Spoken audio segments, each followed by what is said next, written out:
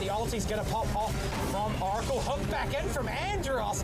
Going to be charging up that epicenter. No one's getting out of here. That's 3 going down. Disruptor, he was dewarding. Look at the damage.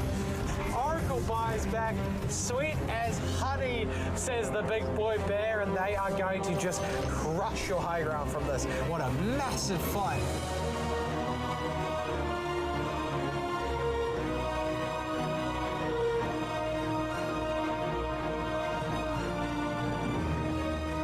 Welcome back, everybody. Week 3 here at the LPL Dota Pro in season for 2022. I'm excited to see it. The games have been pretty amazing going into it, but it's week 3. We're getting so close to the playoff stage. It is scary to see. So the teams that are playing for the next 3 days coming up have to play even better than they've ever played before. And I'm excited to see it. Bringing action will be me, GTH, and joined this time by the patch investigating extraordinaire, Poglet himself. How you going, man?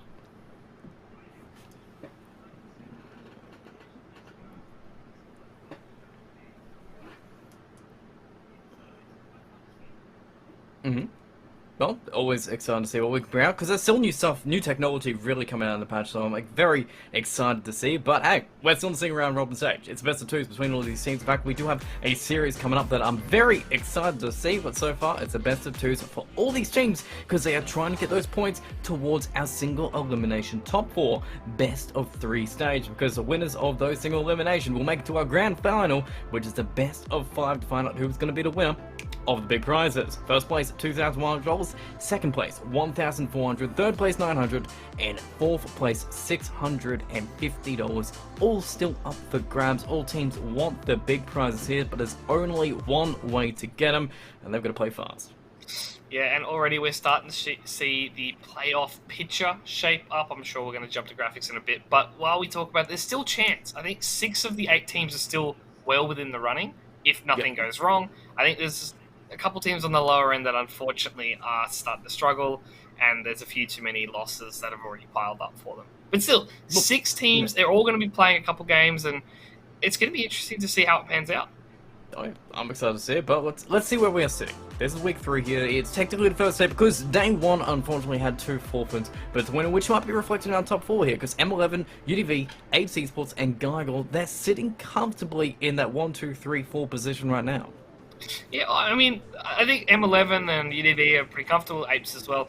Gargoyle is the big question mark for me, because they're only 6 and 2, but you look at Burmese Ghouls, you look at Atomic Esports, and they're only 2 points behind that 4th slot. And at the end of the day, it doesn't matter if you come in as 1st, 2nd, 3rd, or 4th slot.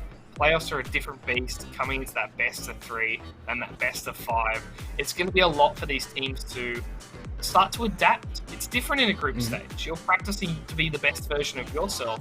The playoffs, you're trying to beat that team, find that counter, do your research, and just really excel in all the small little details. Yeah, 100%, and just have to make it to the top 4, and maybe Gargoyle Esports, who are playing tonight with their series against Burmese Ghouls, a contender for their position here. This mixed 6 game, super hot coming into it, so I'm excited to see who can really get ahead here. Yeah, I mean, this is huge for Burmese. Like, we were talking about the chance to make playoffs. This is it. This is your chance to leapfrog and send Gargoyle into that shadow realm that is out of the playoffs looking in. I'm curious to see how it pans out, because Burmese, they've had their ups. They've had a lot of downs in their season as well. I don't think they've had that consistency coming through just yet, and now's the best time to get it, because there's not many opportunities left. Oh yeah, well, let's see what Burmese Ghouls are bringing to the game right now. Their players have been getting better every single week. In fact, we do have a new carry as well, replacing Champion. I believe K7 has stepped into the role. We'll see how that goes to make Burmese Ghouls maybe even stronger, maybe even faster, maybe even more dynamic. But Master X-Neverlight, and One in line, these guys have a great game plan behind them, but they need to have to figure out really what Gargoyles are going to be bringing to the shop, because if they can't deal with that, it might be all over before it begins. Yeah, for Burmese, obviously it's going to be curious to see how they play and against this huge juggernaut, 2-sided beast of Gargoyle Esports. It's going to be curious. Yeah, Lonely Chucky, Fear, Candy Loon, NWP, Ohio. We speak highly of them every week, but that's because they're so impressive when we watch them play. Yeah, Ohio and Yamate, or NWP, rather, as you see there, both of those players are exceptional, and I'm glad to see that they've picked up some new guns, some training, and get that get that groundwork going. It takes a while for a team to start to excel, and I'm glad to see Gargoyle Esports. They're playing well while they're still learning together. Yeah, 100%. It seems like really coming into week 3 here, the biggest players for both these teams here seems to be both Hive and XNV. XNV has been trying to control that offlane. He's been trying to do his thing in the offlane, a signature style, was something that has been working reasonably well for Bowman's Schools, but Ohio, every single game that we've seen of him, he seemed to have the perfect idea of how to play it.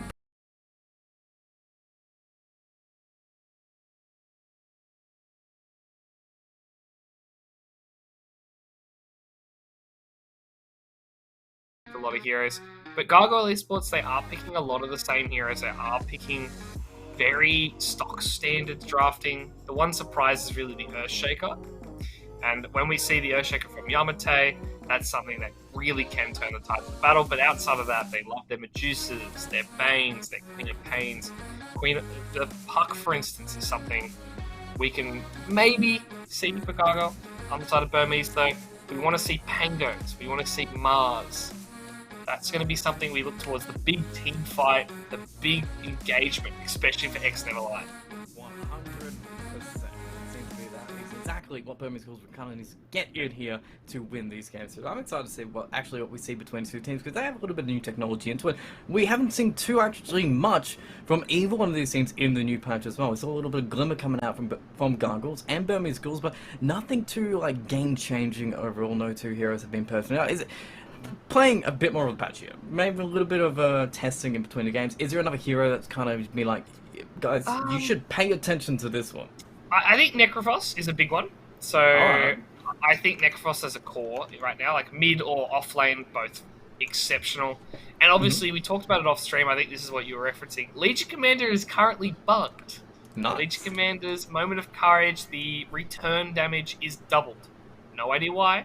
It's not mechanically meant to happen. It just does double damage. And people have found that out.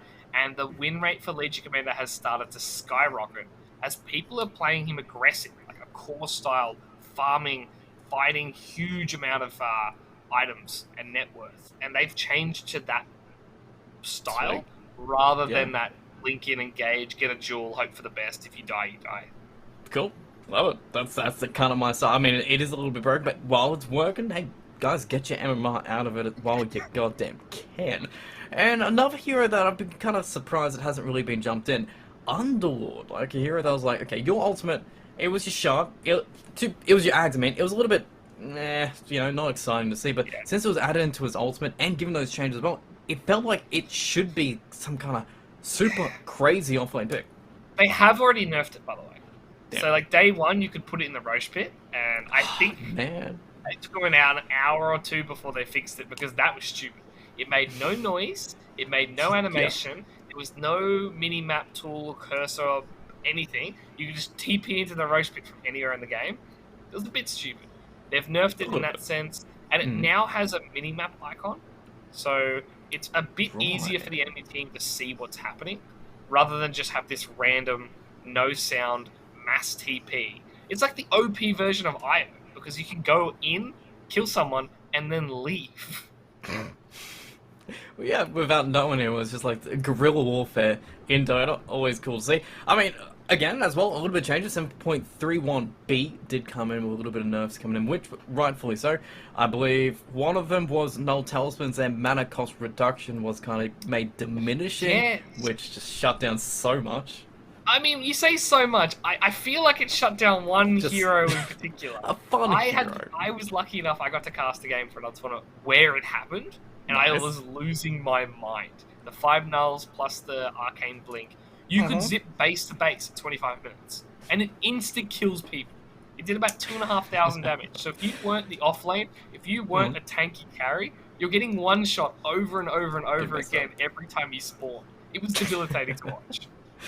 Ah, man, but that's the best kind of Dota. Just completely broken Dota here. And I mean, it still kind of does work a little bit. It's diminishing, so maybe do we still stick to the 2 nulls, or are we just down to 1 null? Do we? What's kind of the best nulls? I think outside of the ridiculous storm, like I think we should put that in the bookshelf somewhere. Forget about it.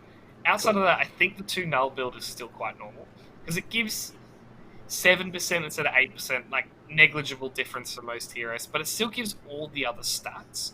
So it still gives you that intel, it still gives you that a bit of strength, a bit of agi in that sense, and a bit of mana regen as well. So I think for heroes like Queen of Pain, Leshrac, they will still build 2. I don't think anyone's going to build 3, though. I think the days of having triple null are probably dead, because it goes down to about 10% mana cost reduction, rather than getting the full 12.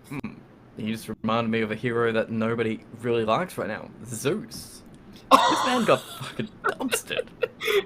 Oh, please don't remind me. So I'm a Zeus spam. I love the hero. I play it a lot. And the other day I was playing with mates, and one of them was streaming. And unfortunately, her stream had to put up with me going on a 20-minute tirade about how Zeus has been killed. How they've ruined my boy. He does no damage. PDH. It just doesn't do any damage. Like, you need the Ag Shard, and the Ag Shard's worse than what it used to be. You now need to pay money for it. You can't farm as fast to get there. And like, the jump is great. Yes. It's enough to say Ana level core IO single-handedly win the game is back. So that is something like, obviously there's a flex, and we love to see heroes getting flexed, which is why I originally loved Gyrocopter. Can be played as a 5, a 1, a 4. Doesn't matter. IO now can be set the same. 4, 5, maybe even that pos 1 role. But getting that flexibility, I hope someone picks it up. I hope someone learns how to use it. But I don't think carry IO is just about ready to be back in the meta. And what other heroes are there? There's always the flex roles of Leshrac and Lina, I want to see. Like, if we're talking about carries and mids that can be rotated around, I want to see a support Lina with the new talent. Like, I'm not sure how much has been researched, etc. But you take the Dragon Slave level 10 talent, it's the negative 3.5 seconds, and then you go from there. We are having a couple issues, though, as you can probably see on screen right now. So we're going to throw to a quick break, and we'll be back for game number 1 between Gargoyle and Burmese in a moment.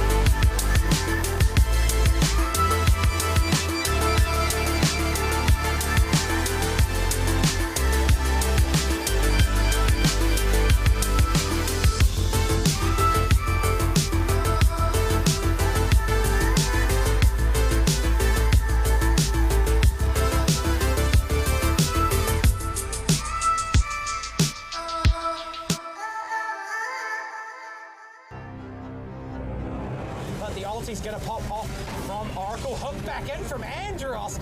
Gonna be charging up that epicenter. No one's getting out of here. That's 3 going down. Disruptor, he was de-warding. Look at the damage.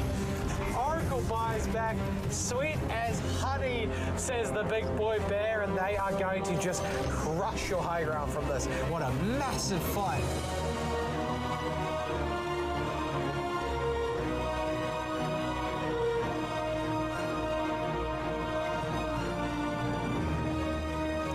And we are back officially now, no freezing pitches this time. And I believe we're even talking about some new hero changes coming in, some new exciting technology getting reintroduced in the Dota. I'm excited to see, and I believe I hear a game getting loaded in the back. So game 1 between these two titans is going to come up shortly. I'm excited to see. And if I remember correctly, you were talking about a Leshrac build just as yes. I was talking about Leshrac and Lena coming back to the support role.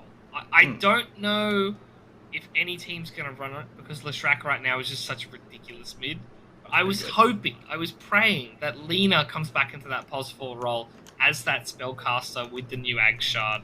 And likewise for Leshrac, the early Ag Shard, the split earth splitting into 3 stuns after another. Yeah. I think that would be really strong early game. Like, you can all of a sudden control a lane. You can all of a sudden control the towers. You can control Roshan. I would love that as a support. Yeah, it even sounds like if you have Mars there, you have an arena, you have a stun on top of it, 1 stun, 2 stuns, dead. Whoever's in it, Yeah, dead. Pretty much. Cool. Hey, draft as well. Sweet. Invoker straight up ban for Birmingham School. Weird. Chen, cool. Yeah, I don't hate the Invoker ban as a respect ban, but I don't know if Gargoyle are going to first phase it. I doubt it. And we haven't seen Fifia actually play it in this season at all, honestly. He has played it in pubs, I can confirm that. But look at Gargoyles. Look at their priorities. They hate the jungle. They're like, nah, I'm not dealing with creeps in my lane. They're leaving things in like Tiny, like Mars, like Broodmother. They left them all in. Spreadbreaker OD, straight up, Everything, yep. Yeah. Get your openings what you want. Beastmaster is also still in there though, so if you want to keep your jungle going, you can still keep that Beastmaster there. I'm excited. Tiny though. Birmingham's Girls got a great pickup first up, and even if you don't want to play Tiny, I know we haven't seen it forever, but position for Tiny, it still sounds pretty good. Yeah, so as far as win rate, again, pubs is different to competitive, but as far as win rate's concerned, as a carry, it's getting towards that 60%, around the 58 mark, but as support, it's still 54, 55% win rate, which is huge because it's a first phase hero. Like, you look at things like Lion, like Weaver, they're usually around that 50% mark because they're picked so early and they get counted so often. Well, Weaver will be that first pick straight away, so that's confidence here. And I guess the position 5, I believe we've also seen, you know, Nigma pick it up as well in the position 5. So many teams just confident in every single region to play it. And Mars, not too bad. 2 solid setups, and Gargoyle Esports going back to their classic book. They pick up Fufafia hero very early in. They can leave Fufafia if they want, or Candy Luke can play it and give Fufafia a better hero mid. That is true. I'd be curious to see. I kind of like the Mars Weaver lane though, so that could be something that they want to run. On the other side though, they've enabled the IO Tiny to make it through. That's an old build. Which is scary. If you actually want to play it, if you can play it for Burmese Schools. I know a lot of teams don't feel comfortable picking the IO so early because they're worried about counter picks, etc. But this would be a great game for them. You've got saves, you've got sustain, you've got attack speed, you've got a pretty potent combination if you want to go for it, but they're thinking about it. Is there something... Are they thinking more about this Mars Weaver combo? Does IO do enough to slow down what is 2 really just strong cores and supports regardless? I mean, the big thing with IO is it has an attack speed buff, which is great against bugs, and also has enough healing to survive in the arena. They go with the Snapfire instead, so they go with that magic damage burst, and Cookie is also a great enable. Like, Tiny needs a bit of extra movement speed early. Cookie helps that. Little Shredder as well, drops the armor, makes it a bit easier to push and take kills. Cool. It's a solid matchup. Yeah. Keep that flexibility up. You got 4 Snapfire. You might even, I mean, crazy core Snapfire. Not exactly sure if they've tried to play it. Still on board. That's true. I mean, the problem I have with core Snapfire right now is he tapers off quite heavily. Like, it's great that you have a 15-minute Ag Shard blink, but then what's the next items? Is it just like a BKB? Is it an Ags? there aren't many ways that you can actually build that hero to really sustain yourself into the late game. Do you not anymore try and maximize Little Shredder? I know there's still that talent later on. You could build that right-click damage potentially. As a but core, I guess... yeah, you could. You definitely could. The downside with that is I feel like you're waiting until level 20 for your build to start. Yeah. Because that's when your Little Shredder actually starts using your attack speed. Your attack damage, rather. Yeah. So, like, you're waiting 25 minutes minimum for your hero to come. Well, that's, like, longer than Medusa, for context. Okay, that is not a timing I want to see, because I want to see action fighting straight up. I like the bands, Razor lifesteal, straight up, cool. Two of the better counters for Tiny so far that we've seen. Tied up from Gargoyles to make sure the offlaners. But if you are against Tiny here, and he's so strong in that safe lane, so strong that you can pick him first up, how do you even approach him? Yeah, I mean, apparently both teams are just going to ban the generic courts, so they're not too worried on either side. They're not even thinking about combinations right now. Because, again, Invoker would have been a great hero to combo with Tiny. That's a pretty natural combination. So I'm surprised to see Burmese Ghouls if this was their plan all along. But the Razor, the Lifestealer, both counter Tiny. On the other side, the Shrek and Tidehunter, they both counter Mars because they can fight in the arena. Or better yet, they can turn the fights and win. Ooh, I'm trying to think of other heroes that we might have. Ursa could maybe work. I don't know about Ursa these days. On Not paper, awesome. he should be fine. In practice, he just gets kited. The big problem I have. Like, a lot of players just have too much movement speed. There's a lot of movement speed items in the game that are really viable right now, like Force, Yules, even Tranquils now has a build up, so you feel okay with that. Phase Boots is meta. Sanj and Yashas and all those, they're all quite heavily invested in the meta as well. So a lot of the times, you kind of just get kited around, your status resistance runs out, and you get blown up right afterwards. Okay, maybe not Ursa instead. And look, Batrider as well being taken out. One more ban from Gargoyles and get straight on into it. We'll see exactly where they're going to be going. But honestly, even looking at it for Gargoyle Esports, Weaver doesn't feel like a Yamato hero. He seems to be looking for those playmakers. And Weaver, I know he can make awkward plays, but no stuns. True. I mean, it feels like a higher hero, like you said. It's the playmaker that doesn't have stuns. It's the be in fight, always be available, always be ready to die for it. And that's fine, right? Like, a Weaver POS 5 does the same thing that POS 4 does. And you can combo it with a Shaker, for instance. And that way Yamate gets an early blink, because he has the farm priority. He has the map space, because Weaver's doing that for him. And they go with an Ember Spirit mid. I like this. You say mid. I know Fear does play it. Could be carry. Could be carry. Could be carry. Battle Fury, but I guess carry matchup, Tiny seems to be someone who feels probably a little bit better than Ember does in the position 1. These days it's pretty even. Like, yes, Tiny will hit hard, but Ember Spirit will be able to kill your backline instantly, where Tiny just doesn't have that advantage, because if you go the Shadowblade plus Blink, you feel like you've wasted a lot of your item slots to actually get the pickoffs. Yeah. And then obviously you look at Gargoyle, your backline right now is a Weaver. How is a Tiny going to find a Weaver unless they make a horrid mistake? Well, we'll have to see what we're going to be doing. Maybe we'll see what Burmese Ghouls sees with the third pick here. Maybe it'll be a mistake. Maybe it'll be someone that opens this draft entirely, because we haven't seen too much out of him. Sapphire 4 or 5, and pretty comfortably has that split in built between them, so we don't exactly know who's in line is going to play, or really who Muscle is going to be trying to get on out here, but I'm trying to think of other heroes. Grimstroke is still in, and that does seem like a very Burmese Ghoul favoured hero. Yeah, they go with the Void Spirit as the combat to Ember. These days, I don't know if it's a counter anymore. It feels like with the changes to the Magic Guard on Flame Absorption, you can tank a lot of Void Spirit spells and it continues in the lane. So like the whole, you burst him, he loses his shield, then you fight, doesn't really work anymore. Well, and the other, I guess the other option you get from Void Spirit is you get that answer to Mars mid. That's true. Even then, you're still, like, it's still an even matchup, because obviously Mars is such a dominant hero. And they go with the Legion Commander. We talked it up. I'm glad one of the stupid OP, broken indie game buffs is getting picked in this game. And even on the other side of you, you've still got the IO as well. The many And it teams have would been fit. trying to play it. Yeah. It would Naturally. fit Legion IO. It's a great lane. Tiny IO, great lane. They've got a whole bunch of things going. I'm liking what Birmingham Schools are doing, but 4th pick from Gargoyle Esports. They see a Legion, they see a Void Spirit, they've got an Ember, Mars, Weaver. It seems like they need their Yamato hero here. And I'm trying to think his options. Dark Willow, he's I been want to playing. double down on Shaker, but I think Dark Willow is a Okay. huge pick.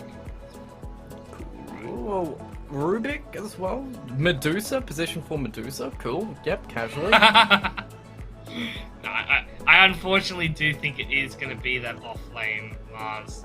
You hope, right? Like, you got to assume. But now, like, you look at the lineup of Burmese Ghouls. How do they burst Medusa? Like, even in the duel, how do you kill Medusa? And now, you have a save, because you can use the Stone Gaze to stop whoever's getting dueled from being murdered by the Legion Commander. Yeah, I instantly banned by Gargoyle too, so they've even saw that option, like, yep, no, go on Bane, I'm liking it, as well on the other side to keep our highest heroes away from him, and I guess we're just going to go and support Team Time without IO. On the side for Burmese Schools, what kind of fixes the drop, what seals it all out, because IO seemed kind of perfect. I like your Grimstroke idea. It's a lot of offense, not a lot of defense, but it means that you have the Ags potential. Getting the late game Ags is huge against Medusa, but they go back and ban the anti-mage just in case. We were talking about it. That Tiny got flexed to support, and they had that extra carry. And with the Diffuser Blade, it chunks Mothership. It completely destroys it so quickly. What about Nyx? Ooh, spicy. Does Nyx get enough kills here in the Legion lane? That would be my worry with Nyx. Okay. I don't know if you do enough impact. They go with the Grimstroke. So first guess, best guess from us. Cool. It makes sense. You get the Ags, you get the Soulbind, the Inkswell's great in lane. Yeah. Good all-around pick. But I guess Gargoyle, they get the final pick here. They probably need a Yamato hero, or do you want the Weaver in that 4 role now, seeing that you have a Medusa here, and you need just something a little bit more defensive to help them out? I mean, Shadow Demon would have been perfect, but it's banned. Dang. Pain would have also been perfect. Again, banned. Shadow Shaman? I would love Shaman, but I don't think teams are practicing it. I think the new upgrade to the Shackles, giving you health back, it's literally just a life drain now. Excellent. That sounds pretty good.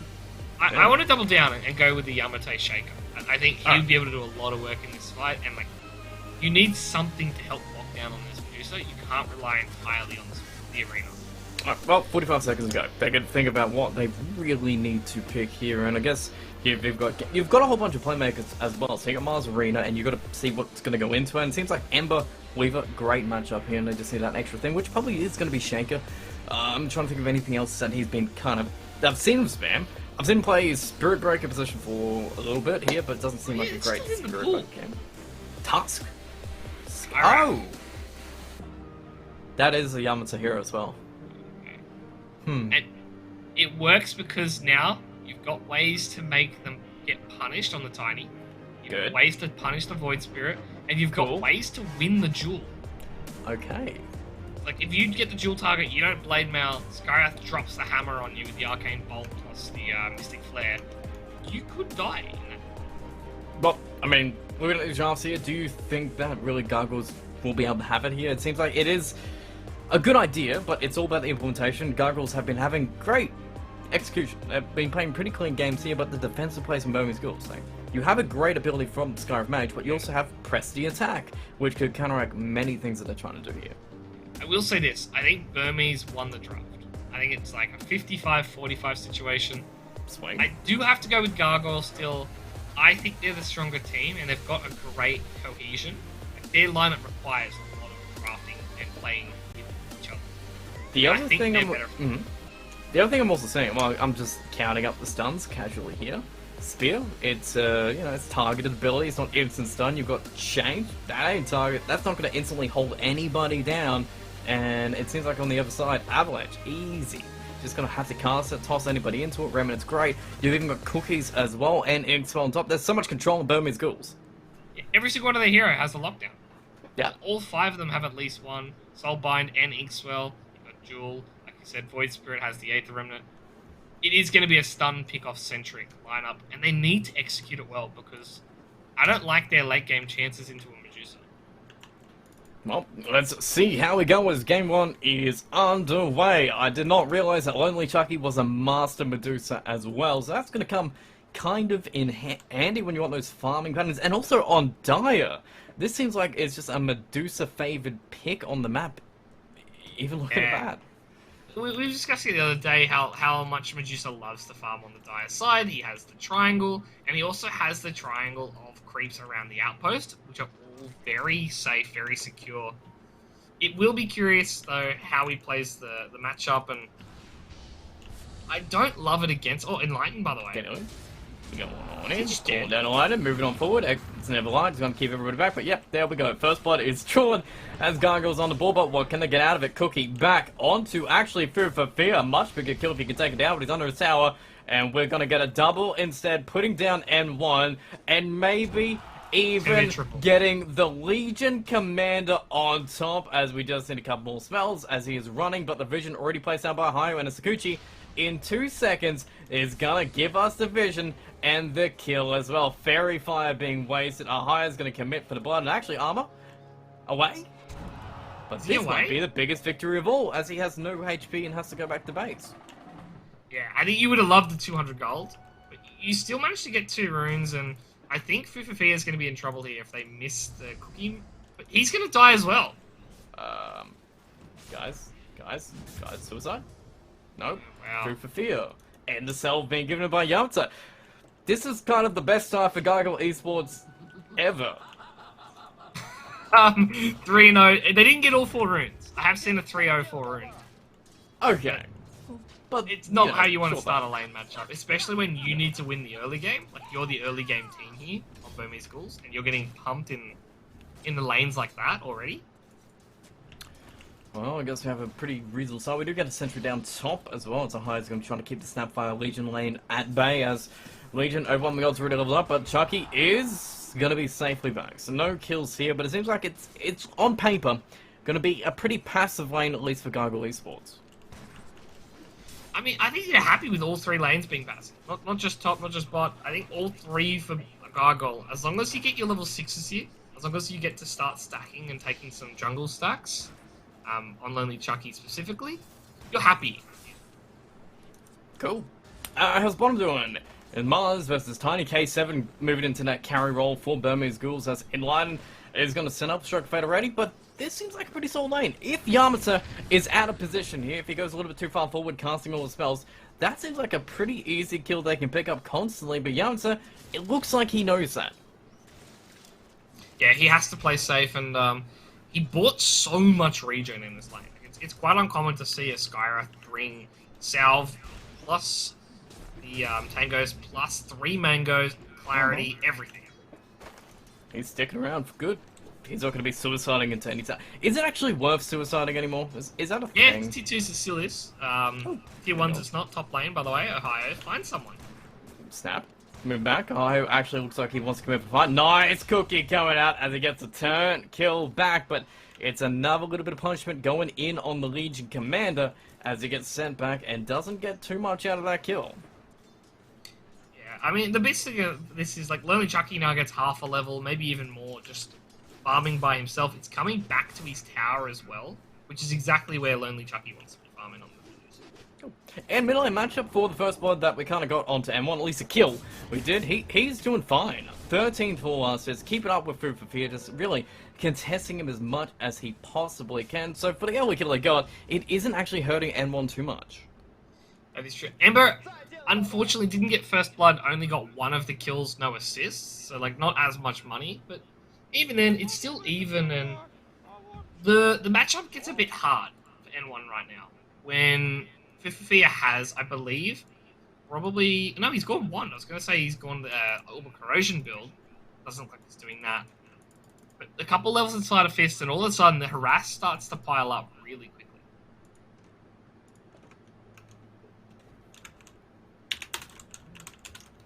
Well, I guess, yeah, top we have a little quick DC, but... Quick DC, I mean, things happen. Oh, This is the C server after all. Like, it is the disconnects are I want to say part of the culture, but they're definitely something we are expecting. Something we didn't really discuss is the ability for Medusa to basically leave this lane and leave Ohio in the lane. Yeah. And for a Weaver, this is going to be huge. You get level 4, 5 area, and all of a sudden your carry can go jungle and you can become the carry. That's something we need to look for Gargoyle to see how they start to separate their farm between their heroes. Yeah. 100%. And looking at the matchups, I'm a bit nervous. I'm a bit nervous for the Tiny because they don't have any heroes that can stack for him naturally. And like when you see a Tiny, you want to have massive ancient stacks. You want to have 3 or 4 stacks on the hard camp. And right now, like you've got Snapfire, you've got Grimstroke. They're both lane dominating heroes. They're probably not going to be leaving to stack too much. Another thing we probably should discuss, obviously for Enlightened bot lane, we're talking about stacks, we're talking about fighting, but they need to get kills. They need to be able to take these matchups and turn them into kills on K7. Like we said, no stacks means they need to take them down that way. And the same can be said for Neverlight. We talked about him being the big man, the big playmaker, the big decision coming through. And right now, like obviously he's been killed already, had a bit of struggling in the lane, but they can definitely turn it around when they have that cookie and they obviously have that scatter blast to combo through. Yeah, well, everybody's having big pings as long as me as well. It seems like SCA's net is getting a little bit shaky here, but we're back in. We're going to be trying with our high ping to get ready for the go, and hopefully it's going to be working out for Burmese Ghouls as we do get a slight advantage already to Gargle, but it's only the first instant as those level 6 are coming in nice and strong and quick. And Ohio, he is feeling strong enough at this point to just concentrate stacking and really leave this Medusa soul in the lane as you're literally just putting out. So this is a great start really for Gargoyles already. Yeah, they are only stacking the small camp though, I believe, and Lonely Chuck is going to cop it for this. Cooking face, backpack, maybe a little bit down. He will dance his way to same. Okay, so it seems like Burmese Ghouls are having to take advantage in London. Ball going to be chased down beyond a whole bunch of spells time as we will keep him back with K7 Candy Loot in their 1v1 matchup as N1 is getting sent all the way back to back. Yeah, and I like what they're doing here. That the brawls all around the map and Fifafia slightly winning. I know we talked about it. 2 things back to back happened there. Fifafia got a couple levels in Sleight of Fist and he got kills and they were brawling in the other lanes. NWP managing to get a solo pick off, which is absolutely wild there. Candyloon not having to help too much. Can still farm and start pulling the waves, etc. And now for Fifia and N1, they're going to fight again for the runes. And I'm curious to see because obviously right now, with that kill, 2-0 for N1, and he's starting to level up. He's got no boots yet. He's got no nulls, and this is the matchup that really needs to be won here. N1 needs to be able to come back on this one, and he needs to start really trading even. Yeah, because it's just the game of slight advantages, it seems. Just small advantages being taken by Gargoyles, and really being kind of evened up overall. Like, the last sets aren't too different. Exavite is getting farmed, but the real biggest winner here, it seems, is K7 on this Tiny. Mid lane? Here's him again. Mid lane. Close, very low again. They're just baiting it out. Level 5 comes in, but Yamata with bottle refill. It means Fifafia is going to be a little bit happier coming back in his lane. Top lane. Can we find ourselves another opportunity as we are using that moment of courage to secure those last hits and make sure that we have some safe, easy farming for Neverlight to take? Yeah, he needs it so badly right now. And Ohio's doing such a great job. He even won the dewarding battle, which is something not often that happens. The Weaver usually does lose the dewarding sentry. Now, Neverlight is getting punished for it. They're just going to dive on him. Ohio's going to take some damage. Comes down, a little bit slow. Yeah, Ohio's going to keep working on him. The bug is going to be gone by the best attack, but Ohio, very low damage cookie. Oh, my man, it was a bait. Burmese Ghouls knew exactly what was up, and they jumped on their chances and squashed that bug as Chucky left now by himself, and Ohio kept putting back in a box. Still not a bad trade, though, because now Lonely Chucky, he's 5.5 right now. He's going to hit that level 6 very soon, and he's bullying Neverlight solo. He's pushing him out of lane. Yeah. At least you got to sell the same. And Yamta mid was trying to actually find for N1 mid as well, but it forced N1 again to walk all the way back to base to get fully regen, as they can see this Snapfire in the river, and guess who's about to take a whole bunch of punishment? It is going to be Snapfire, but nice remnant coming out. The Rune already taken by Fufia, now N1 by himself in line, making his way into, but level 6 just picked up by the Void Spirit, means he can cut these crews back and voice this Ember Spirit all the way back to his side of the river, but still slight advantages. It's another small advantage going straight to Gargoyle Esports, just killing the Sapphire, getting the runes, and keeping this Ember Spirit dominant in this lane. One thing I will say though, if you look at the last hit chart, there is a slight edge. Burmese schools are slightly winning because of the tiny early game. It's so hard. There's almost no way to win the last hits against them. He's hitting for 160 right now. Oh yeah, just denies all the creeps. Doesn't really feel it. Keeps going, but Candy Loon, I mean, he's doing his best. He's got level 6 out of it. Hasn't exactly died to assist coming, and Leiden isn't exactly able to play the Grimstroke game that he wants to. Yeah, I really do like what they're doing here. Like we talked about the ability to get stacks off, and that Burmese schools really couldn't. They had to commit the lanes. On the other side, Gargoyle have no such problems. They can triple stack Ancient, a triple stack Hard Camp, and they're all ready. Shotgun top, Chucky. I'm not sure if he survived this time. Actually, we drop the Legion on top. We get the wands off. We double down on the mana shield and hopefully get back to a tower here. We are diving. A highest coming in, but we still want the damage. We've got it. But X1 under the tower here. Just going to die by level 6. Was just picked up. Points are going to be held. No mana actually. Full duel if we want to do it. And we actually survived. Chucky gone. High gets nothing. And that's a big win for Burmese Ghouls. Yeah, and I wouldn't be surprised to see if the Medusa comes bot lane and starts taking these Ancient stacks. So it's something that they do need to start taking off the map, and it's a lot of farm. We'll have to see how they farm and how they prioritize it. Yeah. But TP's top after all that. Goes back. TP's top. Doesn't really worry about it. Still wants that XP in mid lane, wants to work on Dragon Lance, and Yamta is still in the river, securing his runes, deny on the double damage, but Fufia is going to get some revenge. Nice remnant from N1, nice jump, step through onto 2, as Yamata going to get burst down with the Inksaw and killed as Fufia going to try and get 1. Candy Loon's on the high ground, waiting, going to see a few stacks and maybe farm a little bit around it, as both supports are dying to get these more efficient plays for their cause here. Yeah, both supports dying, but unfortunately for the side of Burmese, there was a stack there. Now they're being taken by Candy Loon, and even Ohio is coming in to block their camp. They're finding the wards in the mid lane. They're doing everything that slight bit better. And you can see Sapphire already trying to de-ward that small camp. Yep. It's down, N1. Good be careful. Fufia is just going to commit on the tower. Knows Remnant's going to be back. Remnant under the tower, but can you get skill? Someone's going to be there. And damage is gone. Alright. Fufia, a little bit too greedy, my man. Costs him his entire life, and a small advantage going back to N1 there. Yeah, I mean, we talked about farming, having the map awareness, and like having the ability to just farm on the edge. That was a bit too much. Like, all for pressing your advantages, but you saw 3 heroes, you got stun locked, and under tower, it doesn't matter if you got the remnant out, you're still going to get stunned and killed there. And one looking for an opportunity. Oh, they're going to steal some stacks.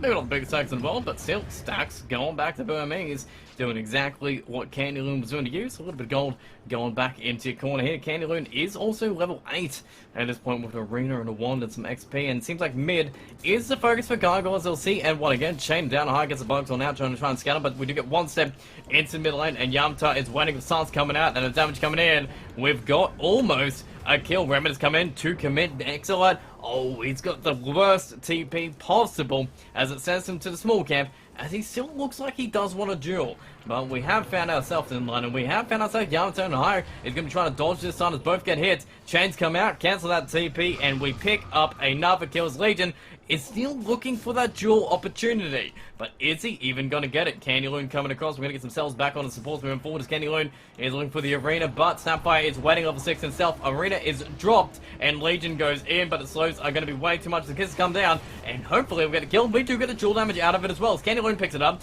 and Wanda gets a pick off though out of it as he's able to respawn TP in and step on through. But Gargoyles Esports, they're coming up better for worse as Mars casually gets 10 extra damage to use. Yeah, he's a hero that actually will be able to use it. A lot of the times, these off lanes, you look at Centaur, for instance. 10 damage doesn't do anything to the hero. Where Mars, the God's Rebuke, amped that way. Something I want to point out though, and this is the age-old story. Gargoyle Esports, they take these big 4v5 engagements, they trade even or slightly ahead. Then you look at Lonely Chucky, he's just been AFK farming. Yep. And it's a Medusa this time that's AFK farming. Yeah. Avalanche is coming. K7 is looking to contest him. Cookie is going to hit the creep. You actually get to control Avalanche under the tower here. High's going to TP, but it's a carry Tiny. He's got all his points in his tree, throw in his tree branch, and just going to get that damage there, but it's not going to be enough. Swarm goes out, and Liner comes in from Fear. Invis coming up with Smoke, going to be breaking up, and Slider Fizz going to go in straight into K7. Biggest skill if you get it, drop all the damage you got from Scarif Mage, but it isn't enough yet, as Tiny is still super tanky. As we got a couple of arcane bolts, we get a couple of chains, we get a couple of damage, and a concussion shot is going to be enough, and one finds his opportunity to get this Medusa going forward, as Yamato will go down, but there's no mana left on this Medusa, as he gets a little bit back from mistake, and one still committing. Stroke of Fate's going to be there, mana shield back on, as XM Light's coming forward, but we're going to stop that TP and move forward. Jewel comes out, no mana in, as the HP drains too, as Chucky is gone. XM Light's on the board, as Medusa and Scarif made traded for the Tiny in the end.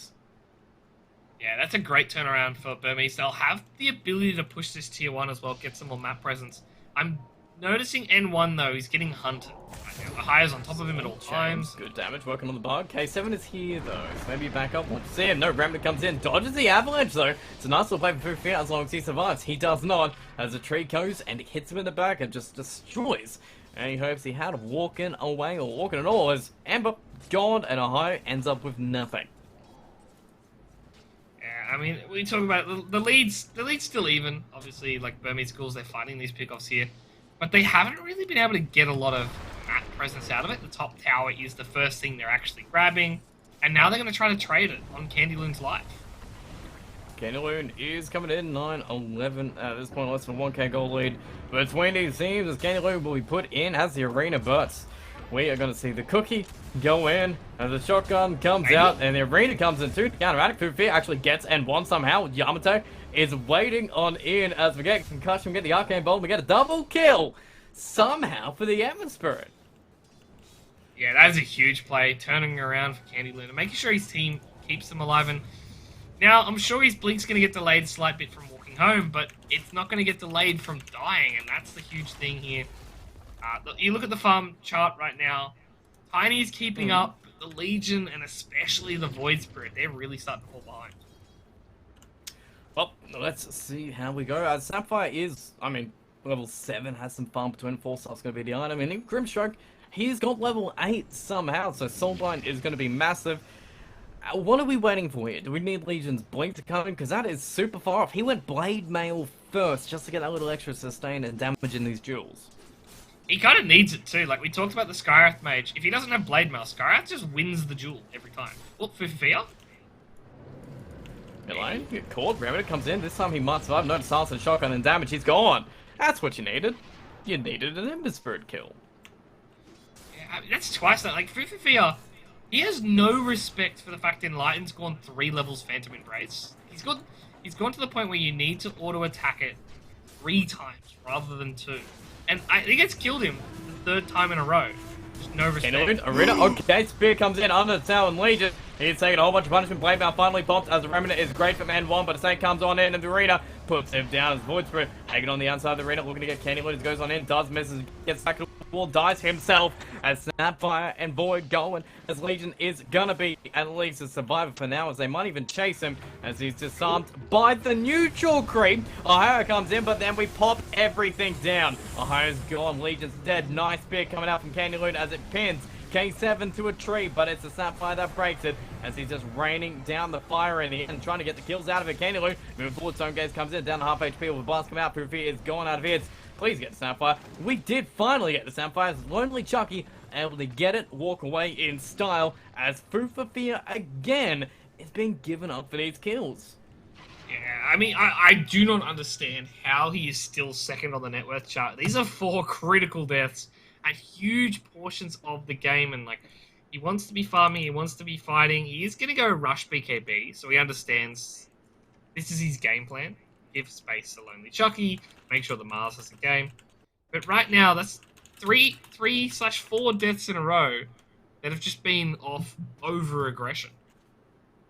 Well, it seems like we have a good control here, but Legion is 20 damage so far. It's small things are coming up back to Burmese goals. And one, for all it's worth, he's got a Yield Scepter coming up in about 800 gold, and that is going to go a big way into surviving these team fights. If he can't be comboed down, it's going to really just slow down Gargoyle Esports in their pick-off potential. Yeah, if anything, it's going to make these team fights scrappy. And I look at Gargoyle's build order, they realize it. Double BKB, obviously, Medusa doesn't change her build for any reason. It's always Dragonlance, into Manta, into Skadi. But even, like, you look at Ohio's building a Yule Scepter on the Weaver, on the +5 Weaver. Yeah.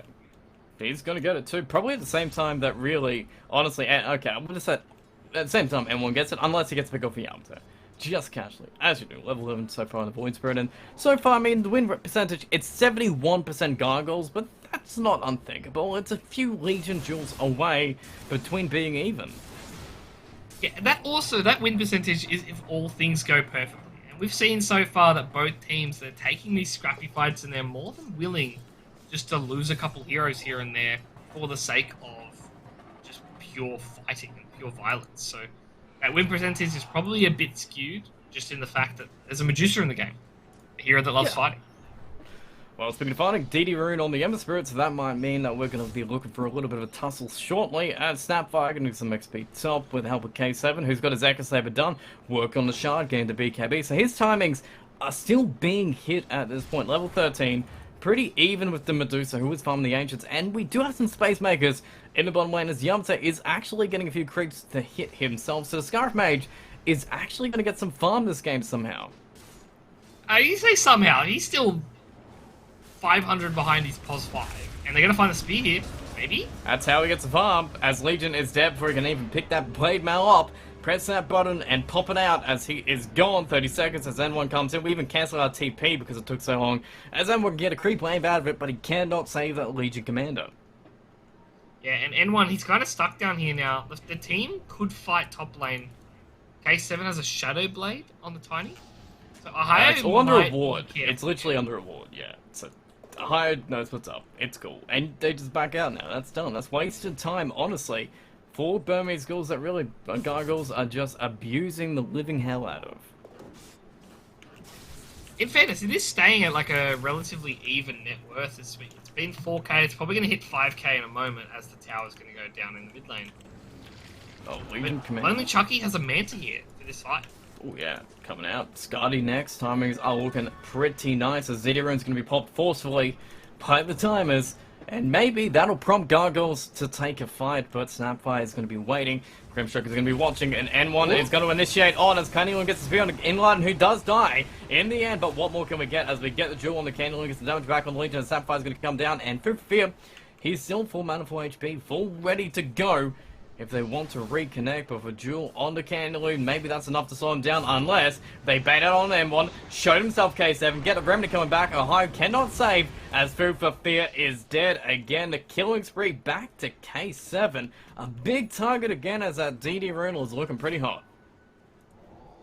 Yeah, again, like for Fear, he's playing so aggressive, but he's got the late game secured. Like all he has to do is relax, not take these wild team fights. And right now, props to Burmese Ghoul, they're finding these pickoffs and they're desperately needing them. They want to fight mid. Okay, gets away, shot away. Doesn't save Towers. Towers done.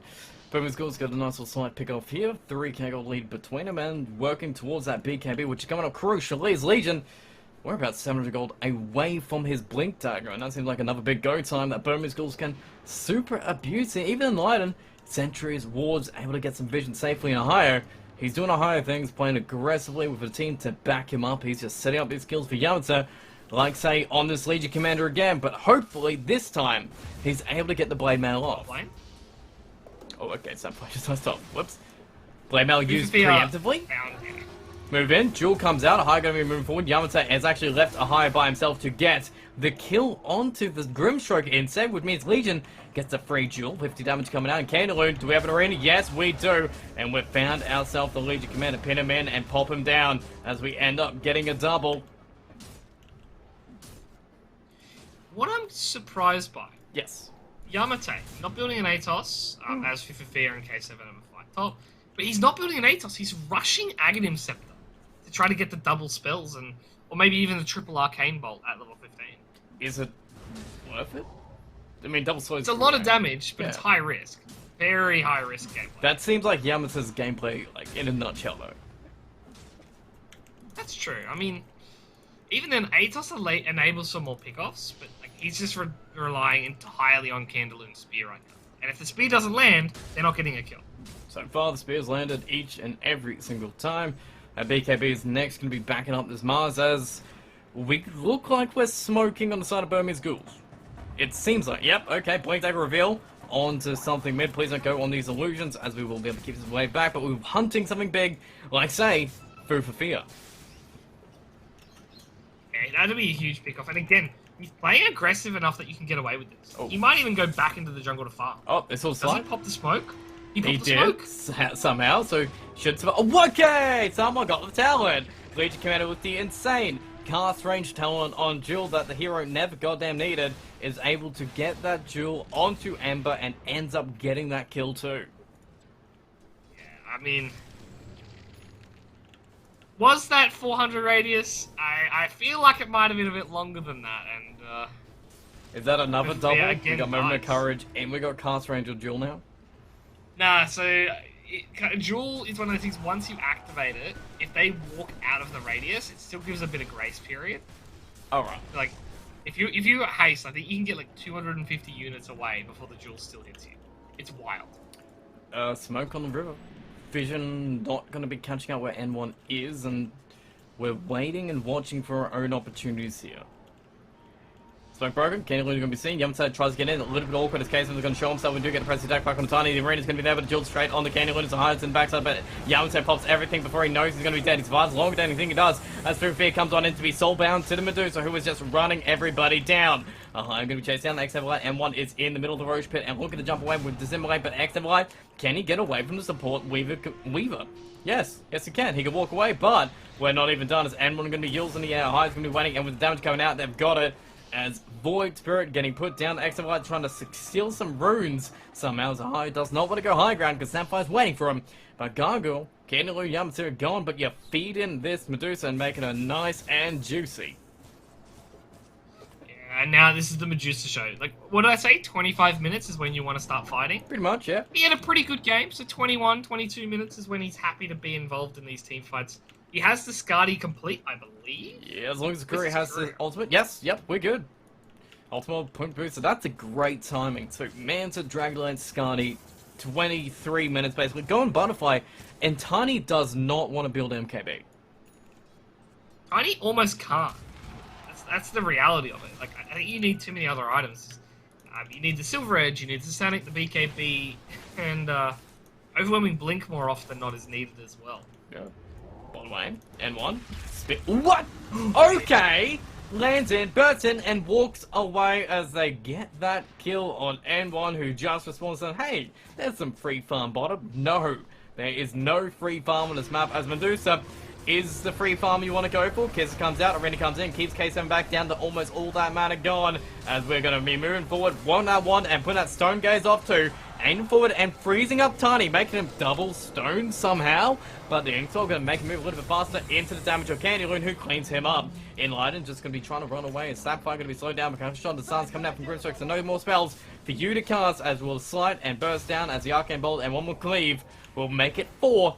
As so far Snapfire, he's not getting away safely too. Cookie away, shotgun misses, and a team wipe is not going to be missing as Gargoyle Esports are cleaning up Burmese Ghouls. Yeah, and that's one of those things you look back and you're like, where did the game go wrong? That fight specifically, you used everything. You dropped everything, the kitchen sink, all your spells, the lot, onto this Medusa, and he doesn't die, and they just turn around, they get the Stone Gaze off, and of course that fight's going to collapse on them so quickly. Props to Gargoyle Esports though, they knew how tanky Lonely Chucky would be there, and they all came to make sure the fight went well. Oh, okay, so I guess you're now Burmese Ghouls, and that fight just happened. How do you feel? How do you deal with that reality here? It starts to smoke gank panic. You need pickoffs. You need to separate the map. You need to split them up, and you see, you might not even need to do that much of a job because Gargoyle are farming so separately right now. Like, you've got the 3 on the top lane, you've got the Mars mid, and obviously the Medusa farming solo on their own side. They just need to get pickoffs. They need to get kills somewhere around the map. Cool. Well, they are going to have a BKB next time for K7, so that's going to come in handy so he does not get speared into the arena and kept on back. And Snapfire at this point has level 12, so 2 points in Mortimer's Kisses, which is a whole bunch of damage amp that you can use around these team fights. And Legion, still 90 extra damage. He hasn't been playing too bad overall. He's been getting some jewels out of it. And as you say, you want a smoke gank? Here we go. Burmese Ghouls, they're going to wait it out, but they are going to go for a smoke gank. Yeah, and I mean, they're going to find a Ohio maybe. They might find Yamate if they're lucky. But like, they waited too long. Double step to go in for N1. Gonna actually get the Remnant back on Medusa's now. It's a very low bubble. Gonna duel back on the Mars before he can put up the arena. BKB's pop by K7. We're actually gonna get Sun back on Chuck. He does get Stone Gaze off again. And Tiny gonna be working back on Candy Loop, but next time Light did not get a kill. And now he's gonna die because of it. Tiny is just frozen, standing still as he crumbles into the ground. And food for fear. He's fighting his own fight as he's cleaning up the mid lane, going for the supports, and now he's going to help and find N1, who's got stepped in 9 seconds, a TP in 4. They just need to be able to find him, and with a sleight of fist and some vision from Ohio, this Yules can only do so much as we do miss that spear. Maybe get out, dissimulate into the trees, but the bug's going to see us, and we're going to be trying to fight with the stars coming out from N1. He's just going to be trying to make so much space for his team, but he will go down fighting as another team wipe for Gargoyle Esports as Medusa didn't even care, already in that Roche pit. Yeah, I hate to say it 26 minutes in, but this is GG territory, GTH. Like, this is you look at it and you're like, 2 team fights in a row, you got the pick off you wanted, you got the start of the fight you wanted, or at least the one they chose for Burmese Ghouls, and they didn't manage to collect anyone. They might get a kill up top now on Mars. No. No duel, but kill. Kind of worth it. Exovite, Ohio's gonna get out, Stance comes out, so Sun does land. Yule Scepter is dodging your combo. So now Exovite is gonna be destroyed by Yamata instead. And it's a whole bunch of damage as the Sky is known for it. But Enlighten, is he known for running? I don't think so, as the chains are gonna be enough control they need to finish everyone off. As right now, 15k gold lead, Aegis on a Medusa. Butterfly is complete. It's coming out for her too, 27 minutes in, as we are just farming up the jungle on a Snapfire, and what I mean, they know where he is, by the way. Oh, no. He's under a ward. They saw the spells being cast. So if he's not careful, he's going to get found here. They might not even care. It doesn't have a seem like TP it. scroll for 30. Chucky doesn't Just leave him up there. Chucky's taking 1 tier 2 top. There is 1 tier 2 mid standing, and that's about it with Butterfly. And I mean, what do you have? You have a BKB done on Tiny, but his Crystallis Silver Edge is so far away, and Legion, he's gone for his own BKB, but that is at least 1 Mithril Hammer away. There's so much time that Gargoyle can just use and abuse, and I guess, honestly, all they're waiting for is Candy Loon to respawn. Yeah, I mean, maybe it's Candy Loon to respawn, maybe it's another item. Medusa, by the way, has the entire Butterfly completed. We didn't really talk about it because she built it in 1 go. Yep. Obviously that MKB, you mentioned it, it's not really an item you can build, and even if you wanted to, look how far away he is. Interesting choice as well from Medusa. Gold. Oh, interesting choice from Medusa as well. She went the Stone Gaze talent. Yeah, so we've been seeing this a lot more. The other side used to be the plus 30 or plus 35% mana gain from Snake. But now, it's an 8-second Stone Gaze. And obviously BKBs are 9 seconds at max, so it kind of counters the BKB timings on a lot of these heroes. And you can see, obviously they only have the 1 BKB. They will have Can you guess it? Yep, he can. Slow down on Grimstroke. Gonna hold his arena because he doesn't need it. They don't need any help because they've just got so much damage. As they run down another, take out the sentry wards. I don't think they're going to find that ward. But again, I don't think they care. But Snapfire, he is cutting this mid-wave like a champ and is most likely going to give up his life for it as he's just trying to keep them away from their high ground. And that's a good death. Like, we talk about deaths that are unwarranted, unneeded. That one's good. He pushes out the wave. He got about 5 waves of creeps there. Obviously, he was sitting at the top lane for quite some time. But as soon as you go mid, they're gonna have a higher priority. They're gonna make sure you go down. can we find him? As we do have a silence, and that's Jewel. You pop the Lincoln Sphere going in for everything you've got, but can you even kill him? Double stepping you down. Okay, food for fear. Ohio had the ads and almost saved him. Gill stepped on the N1 as revenge onto him. Kalen gonna miss that spear because he has to simulate away into Medusa. As we get the damage, but the silence is gonna be way too much as N1 did so much work there, but he could not get away with his life. Yeah, the worst thing for Ohio, he was in range, he accidentally casted it on himself. Yep. Like, he had the opportunity, he had the ability. It would have been like a 0.1 second save for Fafia, but unfortunately not. And they might even find X-Neverlight here, just casually grabbing runes. His BKB's coming. It's on the courier. Look at it. You can see the race. It's a BKB or Legion Commander. As the heals comes out, the BKB is picked up, and he can almost use it. No, he can't. Oh, no. At least he got the item. If I was Ohio, I would have turned around and killed the courier. Yeah. I would have sacrificed the kill, if that was what it took, to make sure he didn't get his BKB. Because obviously, one death for a minute is bad. No BKB for 3 minutes is game losing. Ooh, yeah. Well, and yeah, there's an 18k gold lead between them, 23-41, 31 minutes in. Medusa, I say hasn't gone high ground yet, but here we go as Chucky is just going to work these buildings so quick. In K7, he's really just trying to rush his fastest way towards that Silver Edge. Yeah, I mean, I don't even know if the Silver Edge is going to be enough damage. Like, with the BKB, the Silver Edge, like, sure, he'll be able to survive in these team fights. But is he going to survive longer than the level 25 Medusa? No. No. But he's just going to keep on pushing. Like, there's... K7's here. I'm going to attempt something here, surely. Hopefully. Chucky is just casually hitting it. Still casually hitting it. Gonna leave his Manta to do the rest of it, and they just walk away. Yeah, this is smart. Range Rexes are useless, honestly. Anyone that, like, tries or tries to fight under a range Rex, it's just stupid. Like, it doesn't do enough pushing. And they know that, because they've just walked away. They're going to start the bot lane. No Aegis, keep in mind. That's already popped 20 seconds ago. And a smoke gate for Burmese Ghouls. They're coming out of the base. The last hurrah play. Okay, someone's going to find Candle's already going to find Everlight, so no Jewel in the back. Then one is trying to keep somebody back, but Step's not going to hit anybody. Candle pops the BKB, 7 for fear, going for the Legion. Legion is gone, Chucky is moving in, but on the back lines, K7 is just going to be trying to kill the Scarf Mage, who gets forced away by a neutral item. After slow coming out, he walks into the Remnant and dies instead that way. And Chucky is back in your base, chasing down everyone inside it as his dodging ability is going to be used up with the buyback coming out for Grimstroke. Maybe we can get a little bit of control here, but no. We're going to go down to these bottom racks. We're going to take another tier 3 for ourselves as Legion is dead. Yamta is going to buy back NWP, hiding in the trees for the blink surprise for anybody who tries to jump even through for fear. All only Chucky is K7, getting a little bit closer. N1's going to jump in, go through fear, but Spear's going to come back on, get N1, and there you go. Yamta reveals himself to save from a high. He's going to keep through for fear at full HP as we clean up, and GG is just going to be cool.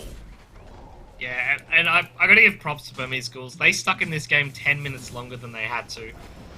Obviously, the net worth, the win probability, the XP, everything was favouring Gargoyle. But they managed to find pickoffs, they managed to try to keep the game balanced, but the Gargoyle, their draft was just so simple and so effective, and you have a Mars, you have a Medusa, you know what the win condition is, it's just farm. Yep, and they did exactly that. Chucky had a nice, easy, chill game. He shut up the fights when he wanted to, he got kills when he needed to, and he just kept on snowballing all the way into the end. But Mughals tried. It seemed like they had some interesting ideas, but they couldn't slow down this Medusa. Proof of Fear, he gave his life to make sure Medusa was farming, and it earned them a win in Game 1 here. Yeah, I mean, he died the most on the team. And as a mid laner, usually you hate to see that. But for that game, it felt like Fifafia really didn't care about his life. He was just making sure, like you said, Medusa gets farm, Candyloon gets farm on the Mars. And I have to say, that was exceptional use of that Blink Dagger. It felt like Mars was getting 2 or 3 man arenas every single time. And Burmese Ghouls are going to contend against this in Game 2, which is kind of scary to come into. And it's coming up after this break.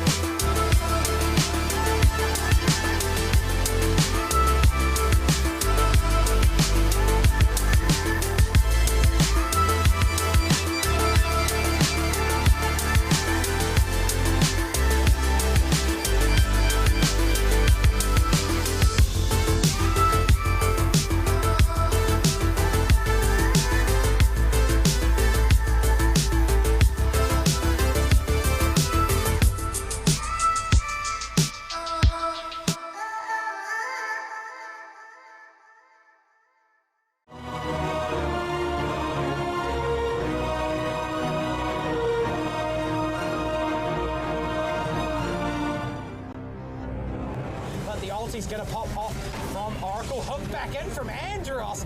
Gonna be charging up that epicenter. No one's getting out of here. That's 3 going down. Disruptor, he was de-warding. Look at the damage. Oracle buys back. Sweet as honey, says the big boy bear, and they are going to just crush your high ground from this. What a massive fight.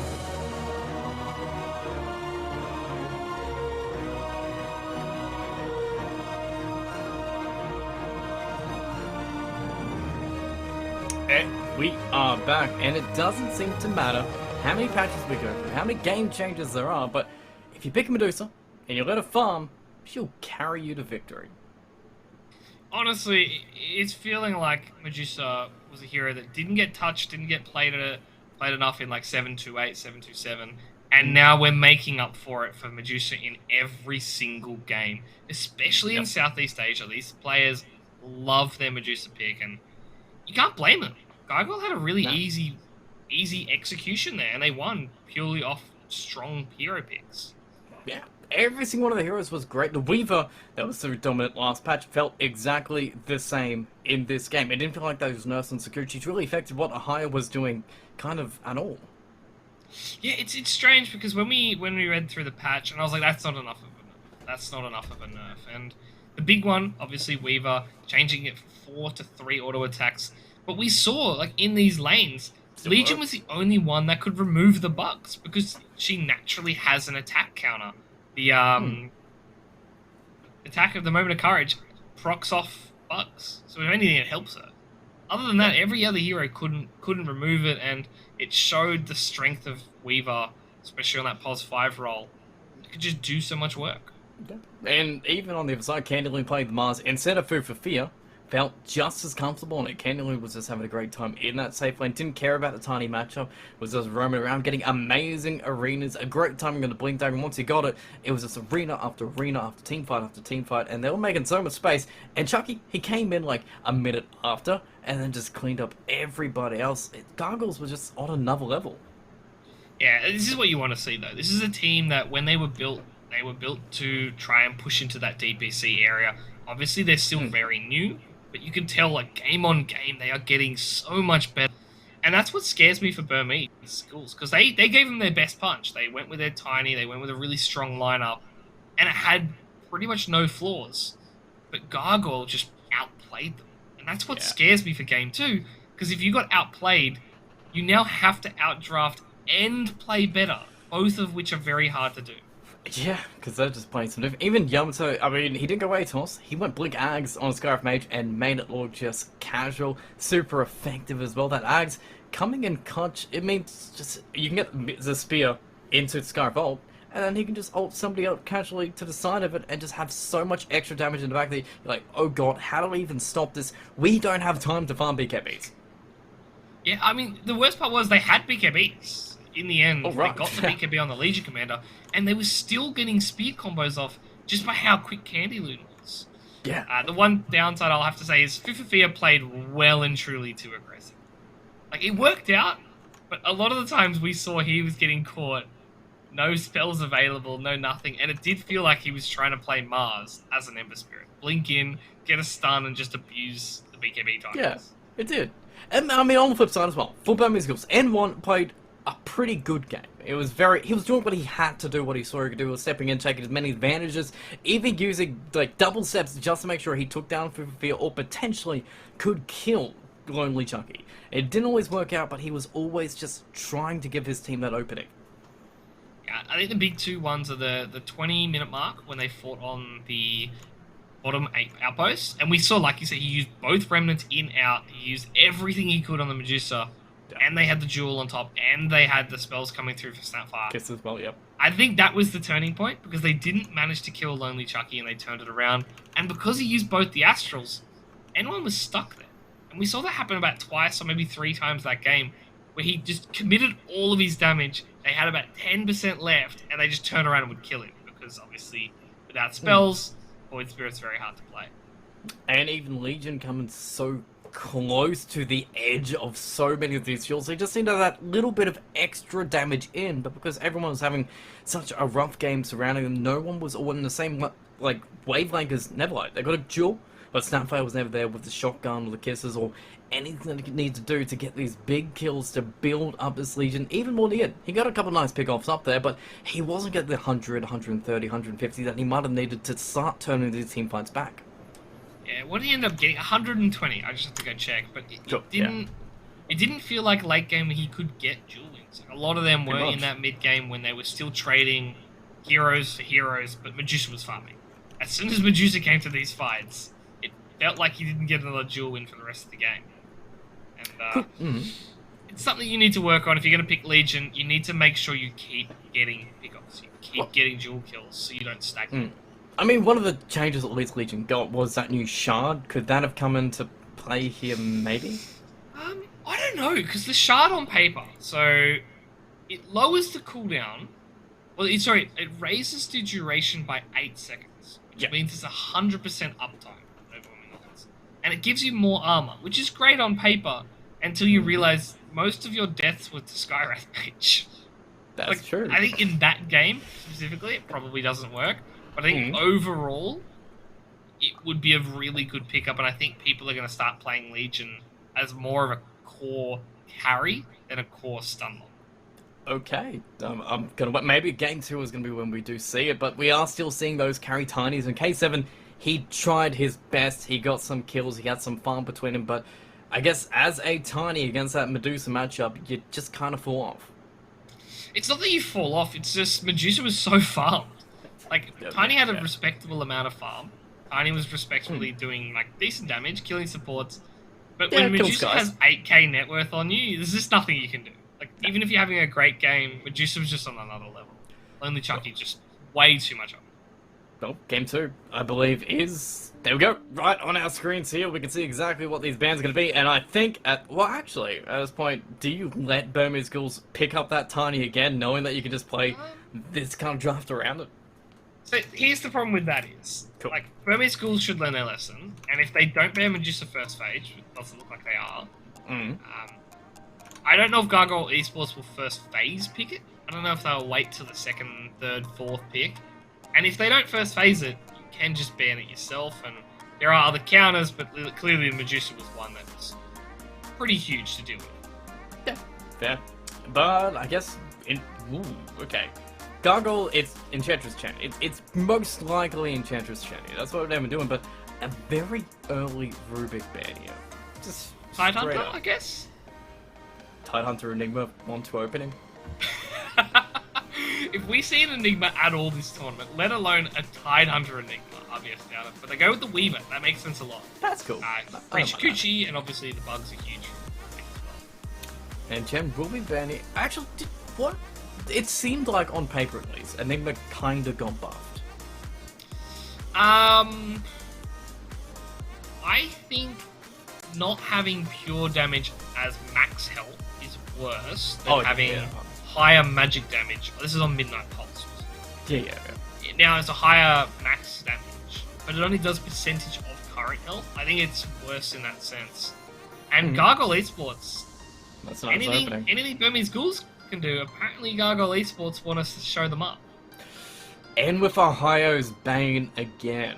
Every single time this man plays it, it is so clean. I love this. I love this so much because Tiny as a hero just wants to whack creeps for 10 minutes. Like, he doesn't want to go into team fights. He doesn't want to engage in these scrappy and like little skirmishes in the lane. Bane can just nightmare them. Just get them out of the lane, piss them off, go do stacks, go do pulls, and you've always got that ability to come in, brain sap, and just push them out of the lane a bit. I love this combo right now. The one option they do have themselves, though, is they could pick up that Medusa. They could, or Medusa into Bane's quite rough though, because if you get hit by the Fiend's Grip, it's got mana drain on it, and if you didn't get Stone Gaze off, you are effectively dead, or hoping your support saving. Which Weaver with no Suns might not, but Mars with Suns himself, XMY, going to be feeling pretty comfortable in that off lane, and it seems like, apart from the Bane, we're kind of swapping drafts here. And this happens a lot. It shows that both teams have the same priority in picks, and it shows both teams have the same level of confidence in their hero. That's good. Mars is broken, in fairness. Like, Mars is just as off lane. You can pick it into any draft and it looks good. I think that's a hero that needs to be tweaked. I don't know why it got buffed in the recent patch. Didn't need it, that's for sure. We need to show how overpowered he is, man. I mean, he looks it, right? Like, even the hero model looks strong. If someone was new to Dota and they saw that, they'd be like, yeah, that's a strong hero. He's buff. To buff bans. Even the bans, I'm guessing Gargoyle, they're going to ban Razor next. Just throwing this one out there. But Tidehunter from Burmese Ghouls straight away. I guess they've got the Mars already. And I don't think, at least we haven't seen N1 play him in Mars himself. That is true. I think this would more than likely be Neverlight's offlane Mars, especially because with the Weaver we saw last game, like it's just pretty natural that you want this Mars in the offlane, and eventually towards the mid game, you can have the earlier blink, you can have a mid lane that can come and help you rather than the other way around. Cool. Yeah, Prophet. Oh, you were wrong. Not Razor quite yet. Oh man, messed up. It should be. I think Razor's a great ban here. Well, with potential Kunkka, actually, I mean, you've got stop cancel on the Bane feed script, and I guess you've got a boat that might be annoying on the Tiny, but I don't know if Kunkka is... Okay, I guess this is mainly in the Mars here, thinking about it. Okay. So they're just banning lockdown heroes. They understand, similar to Medusa, when you pick a Tiny, you put your entire win condition on the Tiny. Because you get so much farm priority, he becomes so massive that everyone else is kind of second fiddle. And they're trying to pick these heroes that can play as that core role and have all the lockdown. Like Tide Ravage with Refresher. Kunkka, just every single spell he has. And obviously, Puck as well. All of your spells are designed to be a nuisance. I'm still feeling that Liz Yamato is going to be potentially playing a Scarf Mage again. Just looking at it. Definitely could. It's a counter to both those heroes. They also have the Bane Nightmare set up, which is kind of spicy. Nice. But Monkey being a ban, Razor is in the pool. They don't get the first pick here, but if they don't pick Razor here, I'm guessing Burmese Ghouls, they're just going to snap it up. Or not. Is Bane too much? I don't think Gargoyle will pick it. I don't think you need it on Gargoyle. Mars is one of the few heroes that actually can beat up a Razor. They go Hoodwink Pos 4. I like that. Has a break. Cool. A great way of dealing with this Mars frontlining. Cool. I like it. But as a response to Burmese Ghouls, they need their third pick here. They see Hoodwink, Bane, Tiny, which seems good setup, good damage, and good farm as well. Tiny can burst, Hoodwink can burst, and then you can farm to the late as easily as you want. So Burmese Ghouls, they need to kind of slow that down with, I'm guessing, a different position 4 here. Last time was Sapphire. Could they go back to Sapphire, or... Ooh.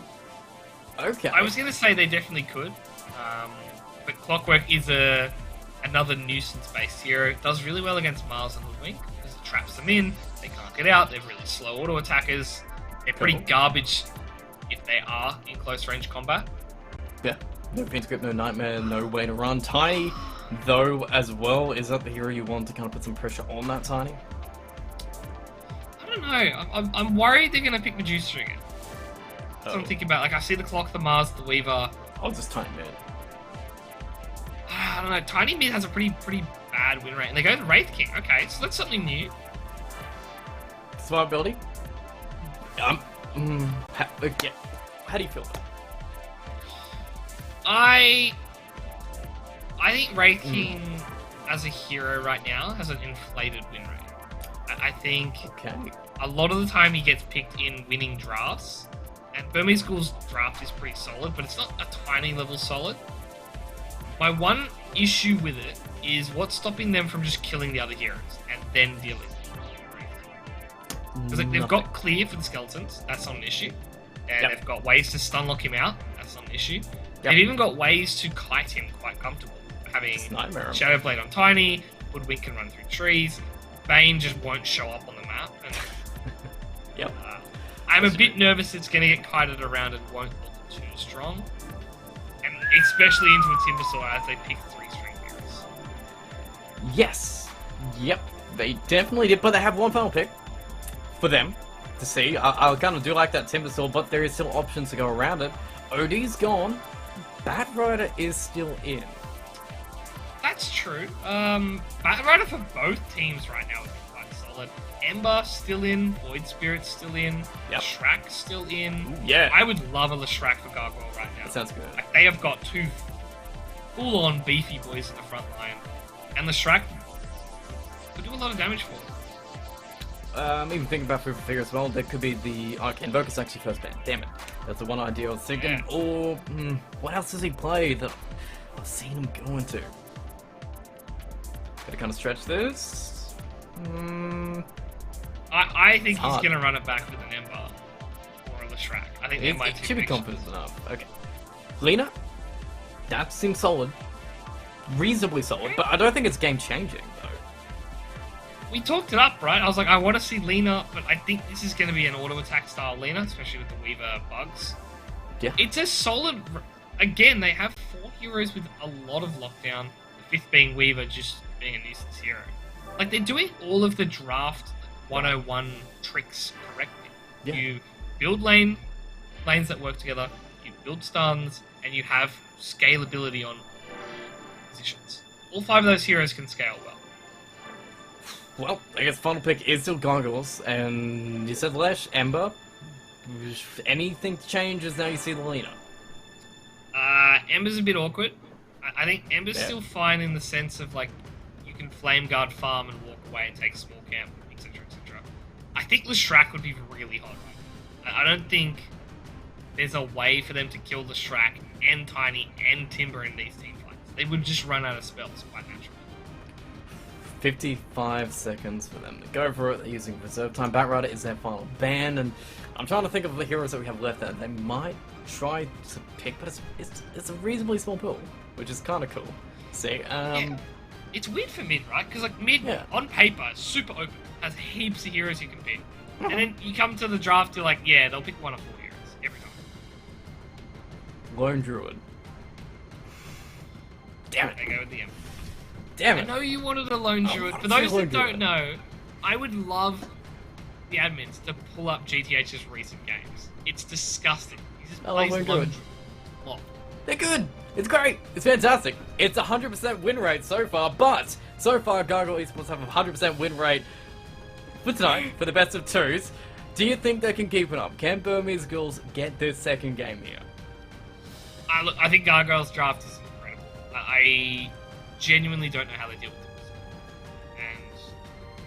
And I want to say it's going to go very similar to game 1. They're going to farm on Tiny. He's going to show up at the 20-minute mark. He's going to have Silver Edge, Echo, Treads, his Ag Shard, and building towards BKB, and Yeah. then he'll just walk in and clean the fights up. I want to see Burmese win this one. I want to see them tie it up. I just don't see a way, unless they play like pretty much perfect. Well, I mean, potentially, if XML was able to do what Candy Sure. Loon did in game 1, could we just kind of snowball from here? Feed Lena, make her fat, and then we kind of get Wraith King. He's hitting a few creeps, he gets a BKB, and then he comes to the fight, kind of mirroring what Tiny wants to do. That's true. They have the stun lock. Like, whenever you want to snowball, you need stuns, because you get one, kill it, someone Yep. TPs into save, stun, kill it, and you just rinse, repeat until they're gone. So they have the ability to do that, but also Gargoyle Esports, they've got the ability to save themselves. Like the Hoodwink, the Bushwhack is going to be huge for them. Yep. Nightmare is going to be massive for them. Let's see how Burmese do it, because they've got the stuns, they've got the ability, and like we know they're a good team when they're performing. They just need to be on pretty much peak performance right now. Well, this is the time to do it, game 2, and get these points on up, because we already pointed out, it's 4 and 5 position on our leaderboard. You need to win these games to potentially break into our top 4 here, so it's all to play for, really, for Burmese Ghouls as game 2. We're going to load on into, and hopefully, see a dynamic performance here, but if we're going back to comfort, at least for Gargoyles, it seems like they have the advantage. Again, Food for Fear already warmed up on Ember in game 1, and in game 2 against Lena, I guess it's a more difficult matchup, but as a player member, he should know how to play this matchup. That's true. The one thing I will say, it's an easier mid game for it. They Sweet, don't. okay. They have more. They have a lot of stuns, but they don't have a lot of instant stuns. Clockwork Hook is pretty much the only one that he shouldn't be able to Miss. dodge. Spear, you can see coming. Light Strike Array, you can see coming, and obviously Wraithfire Blast might be the slowest animation in the game as far as stuns are concerned.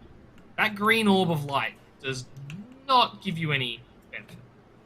Well, Vision already placed out, Smoke already around. It seems like Burma's Ghouls are here to fight, placing Vision mid, but nobody's going to catch it out as Smoke's going to break. Vision's going to be seen as we want First Blood so badly, but this early mid ward is catching out Burmese Ghouls entirely.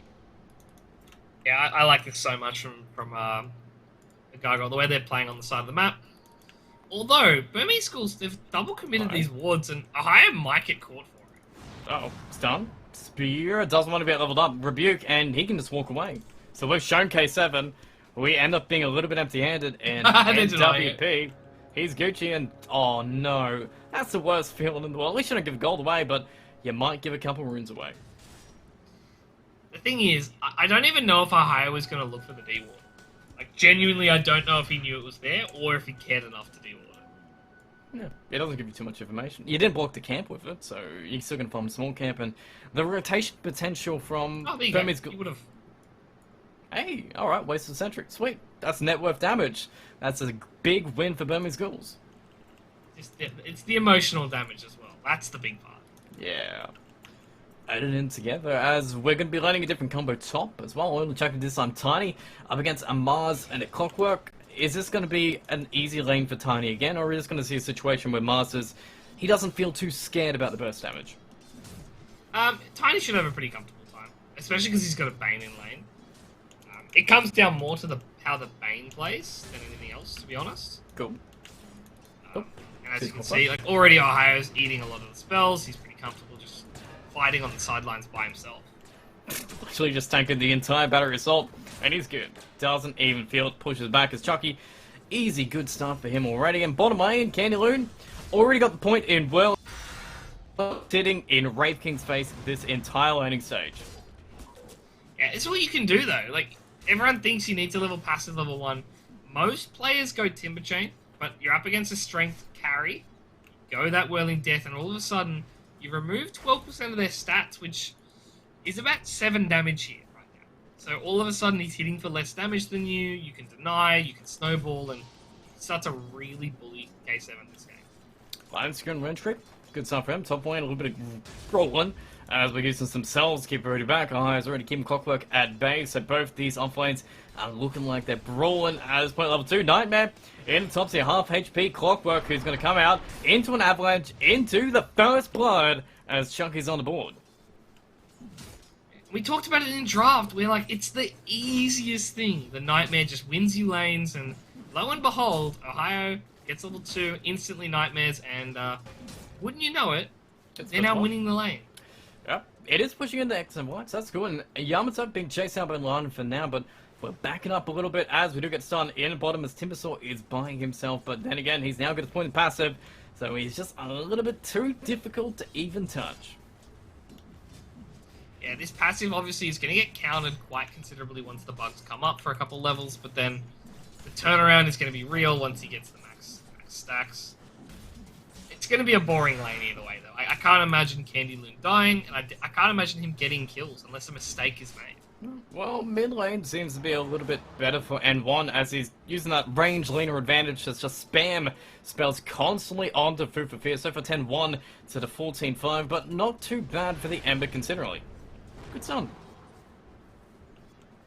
I mean, Ember's fine in this matchup. We talked about it. I mean, there's a fight brawling out. I don't know if he dies for it. Very fire, bold charges, very fire being used, very low. Courier is coming in. He does just survive, but it's literally to the edge. So I guess it is just kind of skill-based here. It's just players playing to the edge and hopefully not making mistakes. Like that? Like that? Ugh. Close. Playing with fire in the literal sense. Both sides.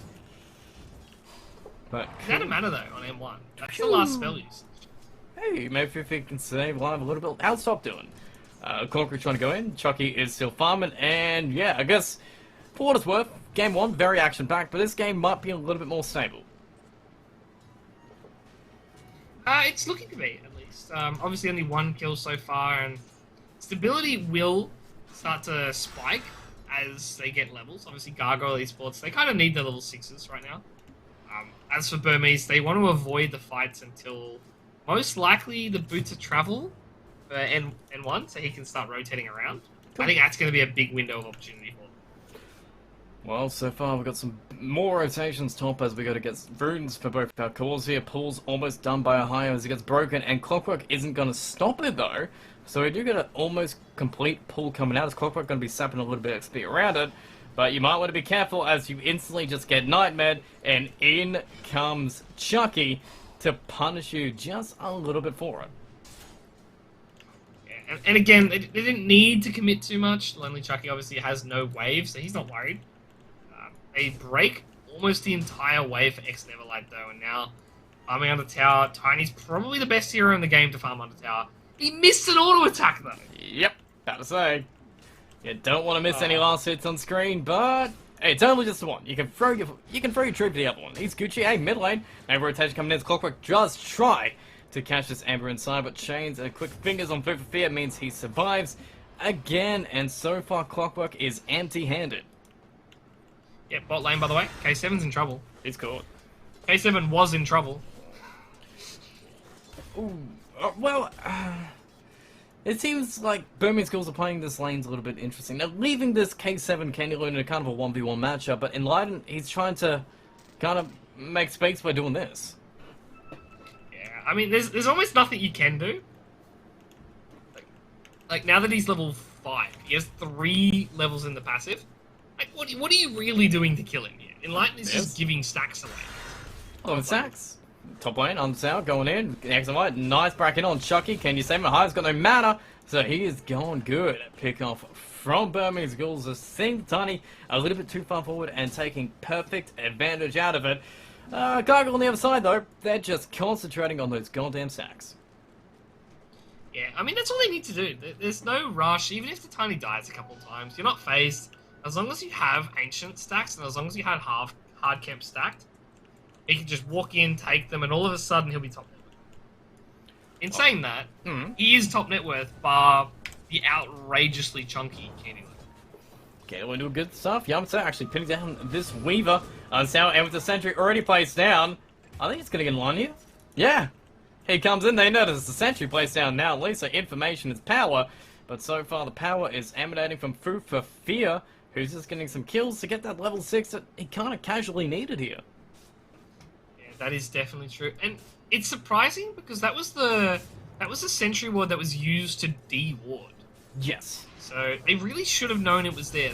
They kind of played with fire. Moving on in, getting a bottle refill for Fear, half HP to have a good way. Almost pumping it, going forward, trying to get some speed, but we're just going to dodge that damage and survive. Top lane, more action as we do find Chunky again. Arena comes out, awkward Kong through, pushing back into the mid arena. High, he's going to force somebody back. He chooses Mars, but that means Clockwork's going a little bit far forward and. True and flying, but so far, Chucky, he's not dying. Yeah, I wasn't gonna make a reference to that random tree. I have no idea what happened there.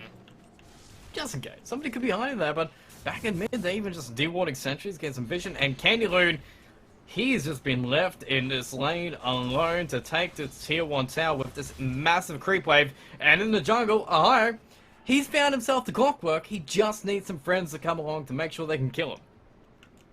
Yeah, and the best part of this, he doesn't even want to kill. He just wants to annoy them. He wants to make sure the Clockwork's not playing on Tiny's head, not playing on Fufafia's head. That's the bigger victory there for Ohio. He just wants to distract them. Red spawn. Invis already taken up. Bottom lane, 2 heroes go in to deal with the wave that's going into K7, but a level 7 versus level 5. That's looking pretty scary as, yeah, Candy Loon sees him in the actual lane, so why not? Oh my god, Candy Loon, what are you doing? You monster. Stun on tower. 3 charges in armor, falls him back, level 6. Does he actually? Is he going to be a Brave King that puts a point in his ult at level 6? Look, he does go to a 3rd level in that Vampiric Spirit, but it's hard because it's almost worth dying. Instead of having that reincarnation as like a dead level, it's almost worth dying and just copping it. You're going to spawn faster. It's usually like 30 seconds down. You get to play aggressive. You're not too worried, and if you lose the reincarnate, you feel like you have to play defensive for 3 minutes. well, defensive plays maybe, as we're going to keep Clockwork under his tower. We've got a free lane for Yamato to take, as Mars is farming up pretty comfortably himself, chain onto the trees as well to keep Neverlight around this top lane, but we are bringing in N1 to kind of farm around it, and it seems like instead of your boots of travel that you thought she was going for before, she's just rushing a BKB. Oh, that's rogue. That is incredibly rogue. I haven't seen that build before. Usually it's travels. Ooh, quick fingers on Ohio. Getting that Nightmare on the Weaver so it can't even run away. And N1 is under the vision here, but it's just a roaming band of gargoyles finding the Mars, catching the Mars, and looking to kill the Mars. Avalanche is going to break that LSA that could have saved him, toss him back into the arena as Clockwork is here too, but Wedge is going to get that kill on the Chucky maybe, as he's just taking a look at the fight. Superfears run out of damage. Ohio now too as K7 makes the rotation top, as we're going to get one Nightmare to dodge one ticket damage, and that is about it, as we get a quick old double kill turnaround from Burmese Ghouls. If you want to fight, they are gonna bring it. Yeah, I love this from both sides, honestly. Like, it's a slight edge, Gargoyle getting a bit more gold, surprisingly. But just being ready, having the TPs, and that's why I thought the boots of travel. And where's the Lena's courier? Where is it? It's got a boots of travel in it. And one, he hears me. He hears me from beyond the mic. I do love that Denana regenerate, but yeah, it's sweet. I'm going to see him move around super fast around the map and take that playstyle. If Gargoyle Esports are looking to fight, now you're going to have N1 at every single one of these fights. And you kind of have to. Like, you're not winning the lanes. Like, you're not able to win them without the support rotation, without coming in on Lena. And he's got low cooldowns and low mana costs. We didn't talk about it, but the buff to Laguna Blade, it now costs 150 mana. Like, some spells cost more than that on base level. Like, Ohio's Nightmare costs more than Lena's ulti. Alright, Ice Frog. That's how we balance the ability. Ooh, Line gonna be able to get out too, so we're playing this map pretty well. For Burmese Ghouls, they are making the space that they need, and K7 taking full advantage of it. His armlet is done. He's found some ancients, some large camps, going back to the wave. He's got a point of reincarnation just in case he needs it, but that Deso is coming up pretty quick, but then we pair it up with really Chucky at this point. He's gonna have that Echo Saber. He's farming up those ancients, and he's going to keep that slight advantage after, I guess, he finishes farm, but I hear Clockwork going in the rivers, Ohio. Nice Nightmare, but it will not save him. And then looking for top lane, Fifi is fighting both the strength throws. And they do want his damage. You'd say winning. Okay. He's good. He's farming on top of their head. Yes, he is. Stylish too, but mid lane. Loon is finally showing himself to these teamfights. What is Timber's job in this game now? Is he just going to sit in lanes that they kind of push? Does he need to be active in these teamfights? How does he need to play this game? Truthfully, I wanted him to go bot and force the tier 2. Like, force rotations down there. That way, if they manage to push top lane, Timbersaw could take the tier 2. Or at least take so much of it that it became almost not worth defending. Instead, he's going to be the face tank of the mid lane. Actually, maybe they even smoke gang top. The light is coming, smoke on two of them, and Ohio's waiting. Not level 6 yet, level 5, 12 minutes in. Neverlight is watching, they got the vision, but the hook shot is good. Nightmare, it's got to dodge the combo, so Fear can get away, but he will not survive the Laguna Blade as Rave King. He gets broken, but Ohio breaks first, as Candyloon gets one life for the Rave King, as he needs to try and get the second life. He can chain away, he can run away, but this is an amazing fight for Burmese Ghouls.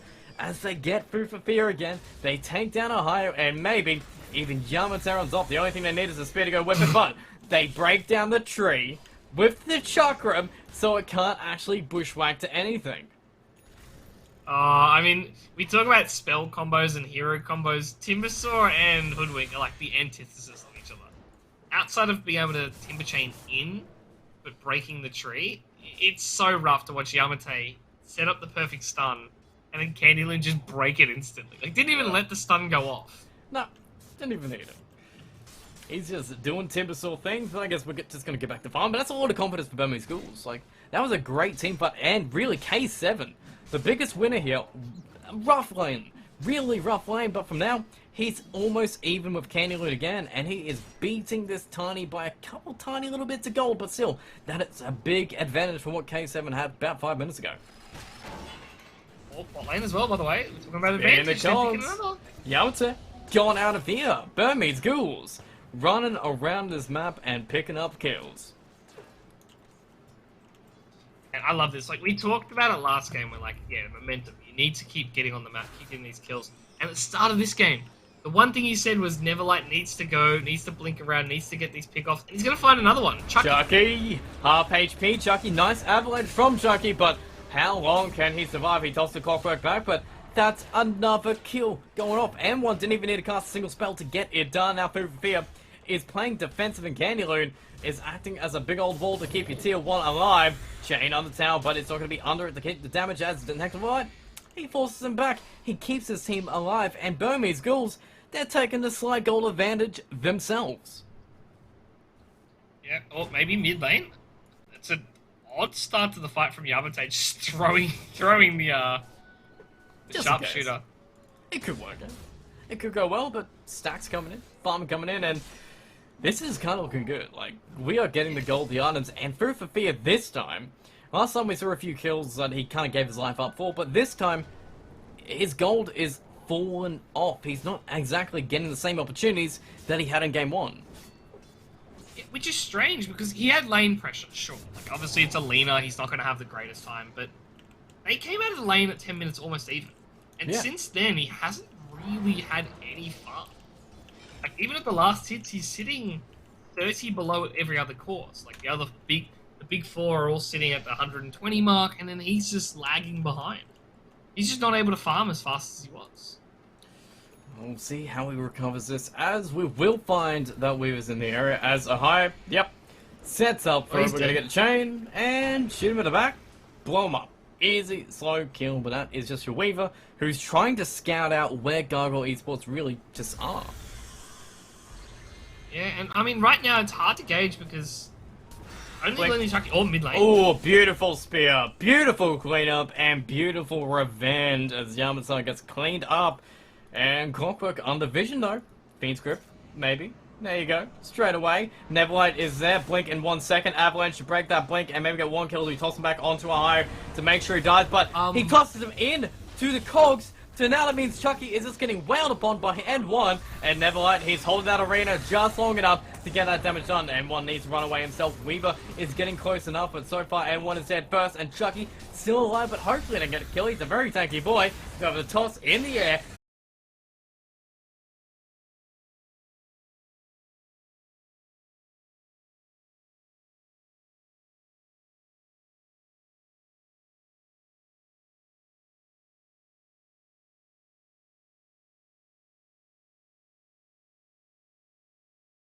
The thing, the hero's fine, but it can stay in the trash. It can stay in the dumpster where it belongs. I hate it.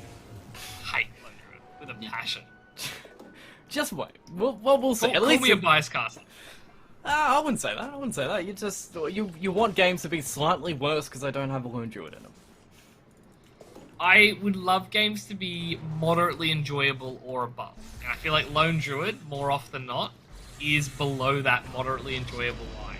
Speaking of, fight the mid lane. Yeah, Bloodsorb comes out, spins that Sun right on back, and now Wraith getting chained to a tree, but Mars with the arena and spear that goes on to no one. Chucky tossing them back into two, but the Fiend's Grip is just going straight on the N1, draining all the mana away, but High is dead as they work on him. BKB back, keeps Selena alive, but Chucky is gone. The Spirit Vessel and one cleave from K7, but Food for Fear, he's just gonna run for his life. Spear actually might save him. Candyloon still fighting. Gonna actually get some side effects going. N1 is trying to get some more stuns, but we're just juking and jiving. There's no treeps left surviving as Simbasaur can't change to a thing. And in the end, Chucky dead. Big win. Absolutely big win, but that could have gone way worse for Gargoyle Esports. Yeah. I mean, honestly, I think the only reason Burmese School won that fight was the BKB on N1 was huge. Like, the Fiend's Grip hit him. We were all panicking. Like, I could hear the fear. We thought Burmese Schools were about to get wiped, and then obviously the turnaround is so huge. And Wraith King himself is hitting such a big amount of damage right now that most supports can't play near him, and he almost two-shot the Bane. Yep, a great Fiend's Grip. Newest target, but yeah, there's just way too much physical damage for them to do. And Spirit Vessel pickup, I believe, straight up on and line in here. It comes in clutch just to destroy, really, Chucky's HP pool.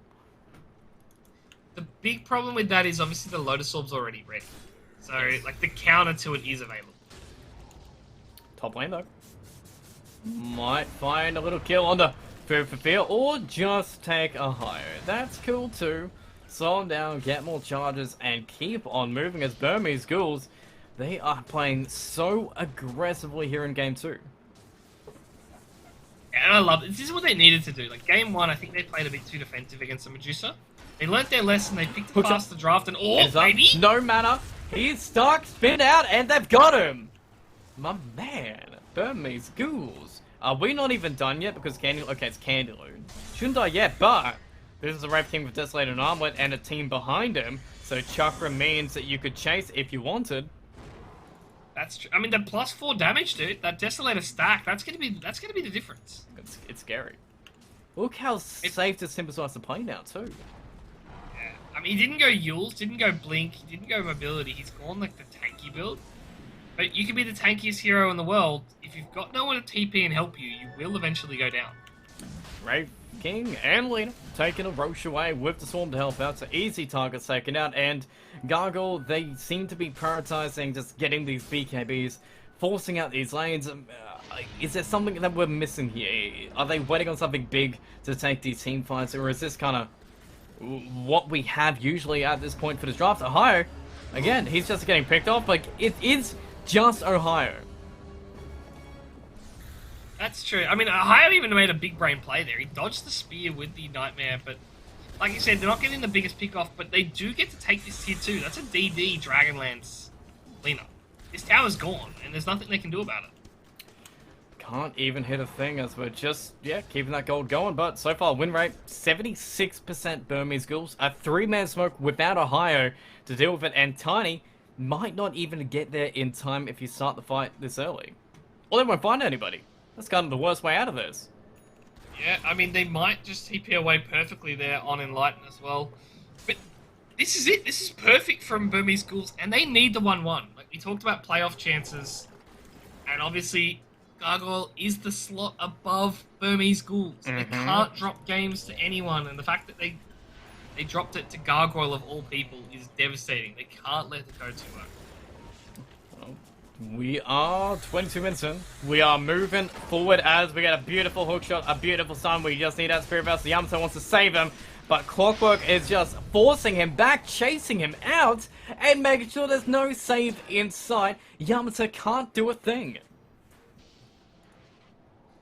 Nice pick, and we talked about it, right? How impossible to kill he is, but if there's a 5,000 unit gap between you and your closest ally, they've got about 12,000 stuns. You're eventually going to go, and it didn't even seem that long. They cleaned him up quite quickly. Attack speed, burst damage, hoodwink in the trees with a higher weighting. It seems like maybe Gargoyles want to defend this, but I'm not sure this is going to go too well. Arena wasn't even used. Oh, Bugs, Enlightened. Finds them both. Yes. Beautiful Oh, swarm. that's sick. Running back and into the arena. You don't get the hoodwink, but a higher. Again, I say that as Clockwork going to be cleaning up the back. I do love the sharpshooter to get on out, and hopefully you get the kill out of it too as he's running away and going to be able to save. But the tower is just going to be worked instead. So I guess hoodwink survives, but tier 2 tower isn't coming back. Yeah, they might even go tier 3 here. They've got a pretty easy high ground if they want. They could just have K7 sit up there. He's got 6 Skelly Bros as well. He's just going to go high ground. This could be a tower. Chains. Maybe bushwhack, yeah. Oh, no! In the Candyloon's Chakra, but they still get 1 life out of it. Maybe a second life coming out. It's going to slow him down, moving back. Speed's going to miss as well, and maybe channel through. No, Candyloon misses his Chakram, but it's a Fiend Grip onto this Wraith King to get that kill. He's out of here 54 seconds away as they're going for N1, who has his BKB, but just going to TP out first as the Sharpshooter comes in, and he does just survive as Weaver. He'll run himself, but 2 big kills in return for Gargoyle Esports, able to get X-Neverlight and somehow K7 in that high ground push. Yeah, I mean, the Bane's Fiend's Grip went the whole duration there, and obviously, no matter how strong you are... Oh, no, Yamate. I'm looking at him. He's got the Force Staff. Does he just die anyway, though? Hook shot after. Love it.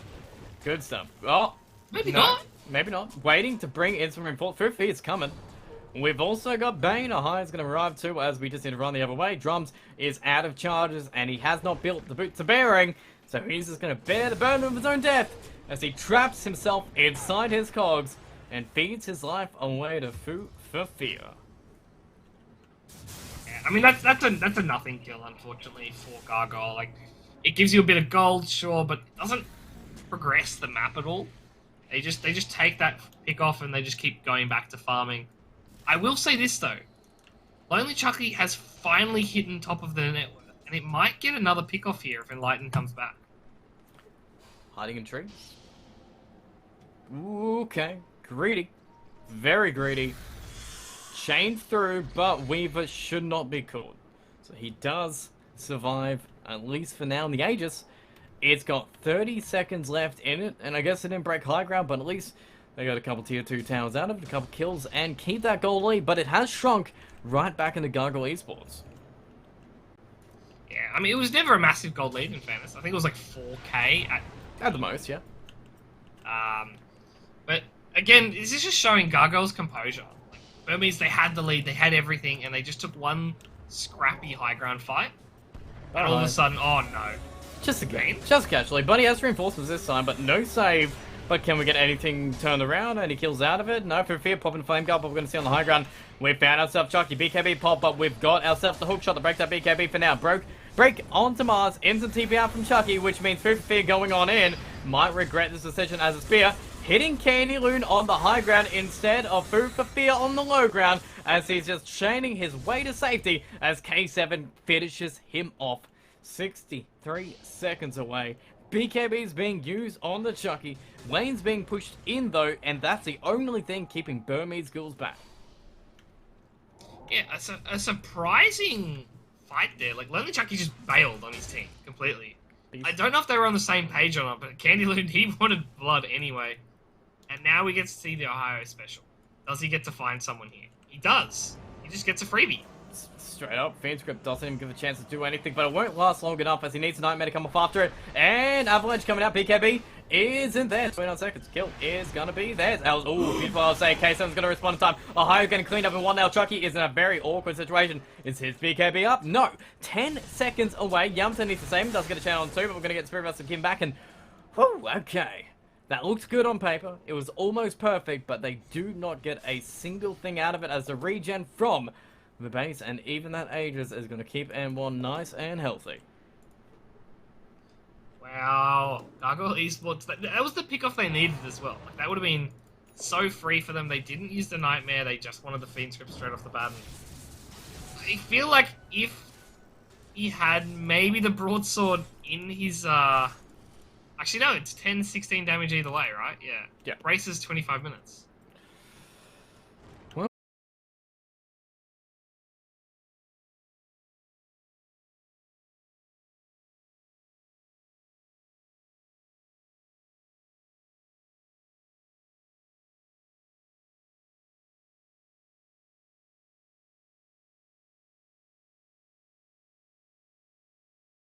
Long... Oh, short!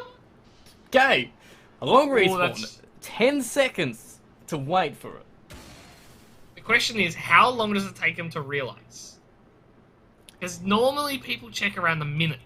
Oh, 1 second. After. Oh, no. Yeah. That's sad.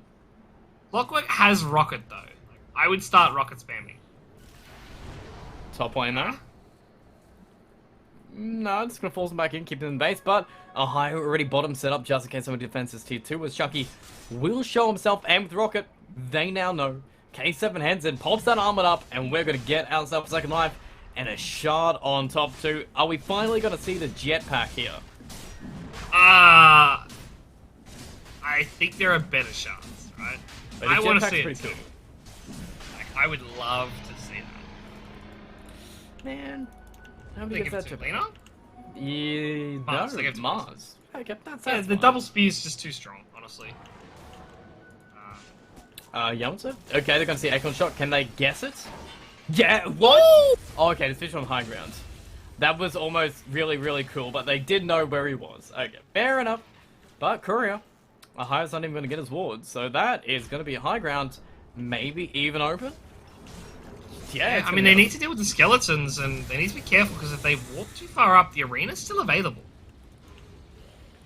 Breaking that blink, keep it back. K7's waiting for the glyph to go. The chakram is only going to last so long as you can move around it. And note that you have 2 lives, but there we go. Find ourselves the vein. No Fiend's Grip this time. It's a big heavy pops, and it goes right on through. K7, 1 life comes out. The Heart's going to buy back, and same with Yamster coming back on in, but they need some more control and some ways to keep Wraith King in their base. That will work. Bushwhack him in, chain him on, and crowd him down as K7 is just blown away as Chucky is finding kills in the base as he's actually pushing your racks even faster than you were pushing theirs. Pop that BKB, TP out in front of your face as now Gargoyle get their own set of racks, as it turns out.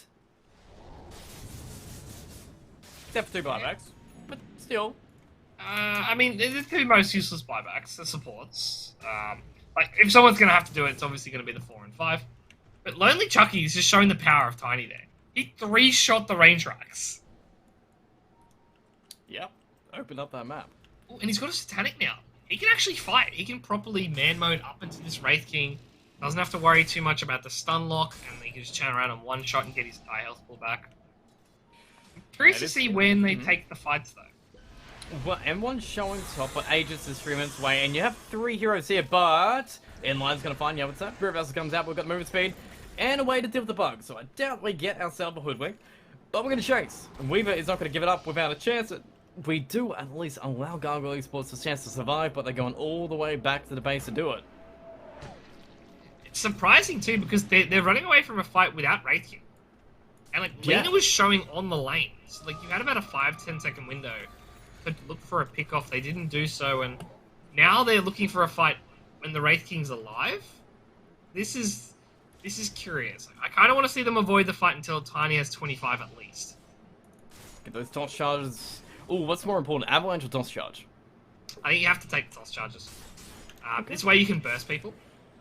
Like, you walk in, you avalanche, you toss once, auto attack twice, toss again, auto attack twice, and they're pretty much dead. Well, they're pushing mid as we are looking to go top for Burmese Ghouls. Fufi is already here, some Yamta, but beautiful hook shot from Clockwork. Comes on in, almost gets the spear, but it's enough combination to kill Fufi straight on up. Does have buyback, but Candle's going to go straight for Clockwork, who is dead, but he's on his job. Chucky is coming in, Arcane Rune, moving on to Silver Edge, will be seen, but he's going to be breaking up the Wraith King, avalanching the Wraith King, and killing the Wraith King super quick, but the arena is going to pin him to the wall. No Satanic yet, as he gets cleared down, he's gone. 100 seconds, no buyback, as Fiend's Grip is being used on the Wraith King, but he is fine because Lena is wailing on everybody. Time-lapse is going to be there, keeping line back at half HP as the chain's going to be keeping this Lena in the front lines, but he still has the Aegis, and 85 seconds left on the Tiny. And with the range, with the spam, with the bushwhack on the Mars, maybe we can blow away Neverlight as we get down to half HP with the Remnants. Beautiful play from Fufi, able to blow him away and get back to safety, but M1 is still working it, hitting him back and trying to run away and keep his Chakram his Aegis alive, as the Chakram's going to be charged. Fufi's looking for his slide, as we do chain on forward and connect with N1. Coming back, Mars buying back as a way to defend. We're going to be keeping the Swarm back, but can we get a control on the N1 here? It doesn't have his BKB for 30 more seconds. Candy Loom moving on in. Line's going, the back line's going to be trying to find Yamato. Fuga to get stunned. He's chained and he's killed, as he can't do a thing, as Neverlight is going to be running for a blink in 6 seconds. He can't get a refresher, but it's a hook shot from Clockwork. It's a double hook shot to get the kill, keeping a high back as great. Oh man, Clockwork is working so hard to get these kills back, but it's the LSA and the damage from N1 that is way too hard. BKB is popped, Clockwork will go down, Chakram is coming in, Fear out of mana on the high ground as the BKB is allowing Candleloom to chain away from now, but so far Burmese Ghouls, it's at 3-3 with the buyback from Mars, making it a little bit more favoured to the side of Gargoyle. Yeah, I mean, obviously when you're high ground defensing like this, it's pretty huge, but the one issue was the buyback from X Neverlight. Everything else being equal, that's a great fight, but losing a buyback on a core and not getting enough value out of it, in my opinion. Like, you killed the 2 supports, you're probably not going to get a Rax here because Tiny's now alive. And I say that, Tiny's looking for someone. Broke, Avalanche, toss and team, and BKB pop. He is gonna actually get the bulwark, but Arena before he runs him, gets away. Somehow, actually, Mars is surviving. The time-lapse save from the Weaver, massive, keeps him alive, and actually destroys and wins the game. Potentially? I mean, Potentially. they've got one more kill to go here, and found him. Yeah, LSA stuns and everything. You got no Lotus for you, no mana for you, and he's gone. Please say he has buyback. If he has buyback, it's the only chance I got to say into it. Lotus going to come back and you get the buildings out of it, but DD still in Lena. And we're just going to walk right around. We're going to go for the end. T4s. I think they should. I think they should end the game right now. There's 2 dead for quite some time. It's the 2 cores as well. DD is still working. 1 T4's gone. Jesus. Lena is pumping it. Candy Loon, what can you do? You can chuck him, but you can't chuck him through heroes. As you still go for the tier 4s, you're still working it. The Ancient's going to be open, the Sun's going to come back, and what does Lena try to do? He's going to keep on going for the Ancients, and Breaking goes down once. Nightmare keeps the Clockwork down, but N1, Beam's grip broken instantly by the Clockwork. BKB, Ahai is going to be dead, and back to the Ancients, and back to the game, and we've got it! Burmese Ghouls!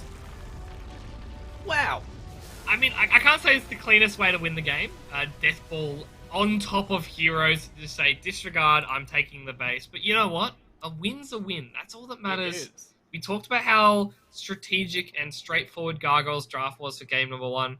Game number 2, Burmese brought the heat. This was a fast-paced, high-stun, high-impact lineup, and I absolutely love to see them play like this. Oh yeah, just constantly going in, constantly trying to get all those openings up, and they just found them, they ripped them open, and took this game. It looked a little bit shaky at the end there. We were like, okay, maybe they had a chance, but no, not shaky at all. They were just throwing bodies, and they knew exactly where the power was. Clockwork, double hook shot, Mars with those arenas, and just N1 working it from the backlines, hitting every single hero and tower he sees. Yeah, I can't believe this from Burmese. Like, they had that high ground push on the bottom side that was a bit awkward, a bit rough. And I thought maybe they would start to falter, maybe they would start to have some issues. But no, they turned it around, and honestly, MVP, Clockwork, double Ags hook, so many, I think it was 4 fights in a row, saving the game. And obviously you can talk up everyone else, you can talk up how well M1 played, how good everyone just played together, but having that ability to get the double stun and stop Ohio, who we hyped up. We did. We hyped up Ohio's Bane, and he went 1-13. He tried his best, but as soon as the Bane showed on map, Mars was there in the trees, getting arena, getting a spear combination, and this Mars came in clutch. XMY, I think he had an even better game than Candy Loon. I would say, just measuring those 2 games up there, he did so much clutch Mars plays, and even Enlightened on the Weaver, with that time-lapse save at the end of the game to keep that Mars alive. It was so clutch. Huge. Honestly, that's the kind of teamwork you expect from a very high-end, like, DPC level team. And Burmese Ghouls, they didn't show it in game 1, but luckily for us, they showed they can do it. They just have to figure out to do it more frequently, to do it more often, and obviously become consistent. Well, we could see exactly how today's ended, and it is at 4th and 5th position. Well, looking a little bit juicy there, as Atomics, they do get their points coming out from the series, because unfortunately, as well, Team QX have had to forfeit. They've disbanded as a team, so they will not be continuing with us this season, but every single other team has kind of reflected that fact, getting a couple extra points coming in there. Yeah, it's a shame to see Team QX. They had a few issues, like not even team issues, just player issues, family issues, etc. And like obviously not being able to personal stuff for the rest of the tournament. But for the rest of the boys, it's still open. Burmese Ghouls, Atomic Esports, they've still got that little window of opportunity to try and snake this playoff spot. As you can see, I believe Gargoyle and M11 should be all but secure now. I think they'd have to go like 0-4 to end the tournament here. Cool. Well, that's good for them. But UDV and AFC Esports still very clutch, 7-7 apiece. That's pretty exciting to see. And Atomic Esports right at their ankles, biting them down, trying to pull them down in their series as well. So I'm excited to see exactly how we continue on. It is just week 3 coming in here. Yeah, I mean week 3, it's where it starts to spice up, and obviously playoffs is where it gets real danger. We're almost there. We're so close. Only so many more days, and unfortunately tomorrow we will not be having any games, but Sunday we'll be kicking up with another double header. So I'm excited to see Sunday. We get a little bit of break between Dota. Yeah, we can decompress, play a few pub games ourselves coming in, and just get this prime Dota coming forward. Yeah, I can't wait. Honestly, I can't wait. Well, we can wait only another 24 hours until the Dota games, but for now, we do have some fantastic sponsors for us this season here at LPL Dota Pro for 2022. LG, our presenting partner. It's great quality hardware. If you have a monitor, if you need a new monitor, get an LG because it's crystal clean. Your games look crisp. Elden Ring, any game, Valorant, Rainbow Six. You want to see that game crystal clean. You want to get the biggest bosses on front of your screen. You pick up an LG monitor, and you want to play it perfectly. You play with some Broadcat hardware as well. But we'll be seeing some more amazing Dota games here at Sunday for more series. I'm excited to see it. I want to see who's going to make it to the playoffs. Maybe we'll see a complete flip-off in the top 4. I don't know. But we'll be finding out on Sunday here at LPL.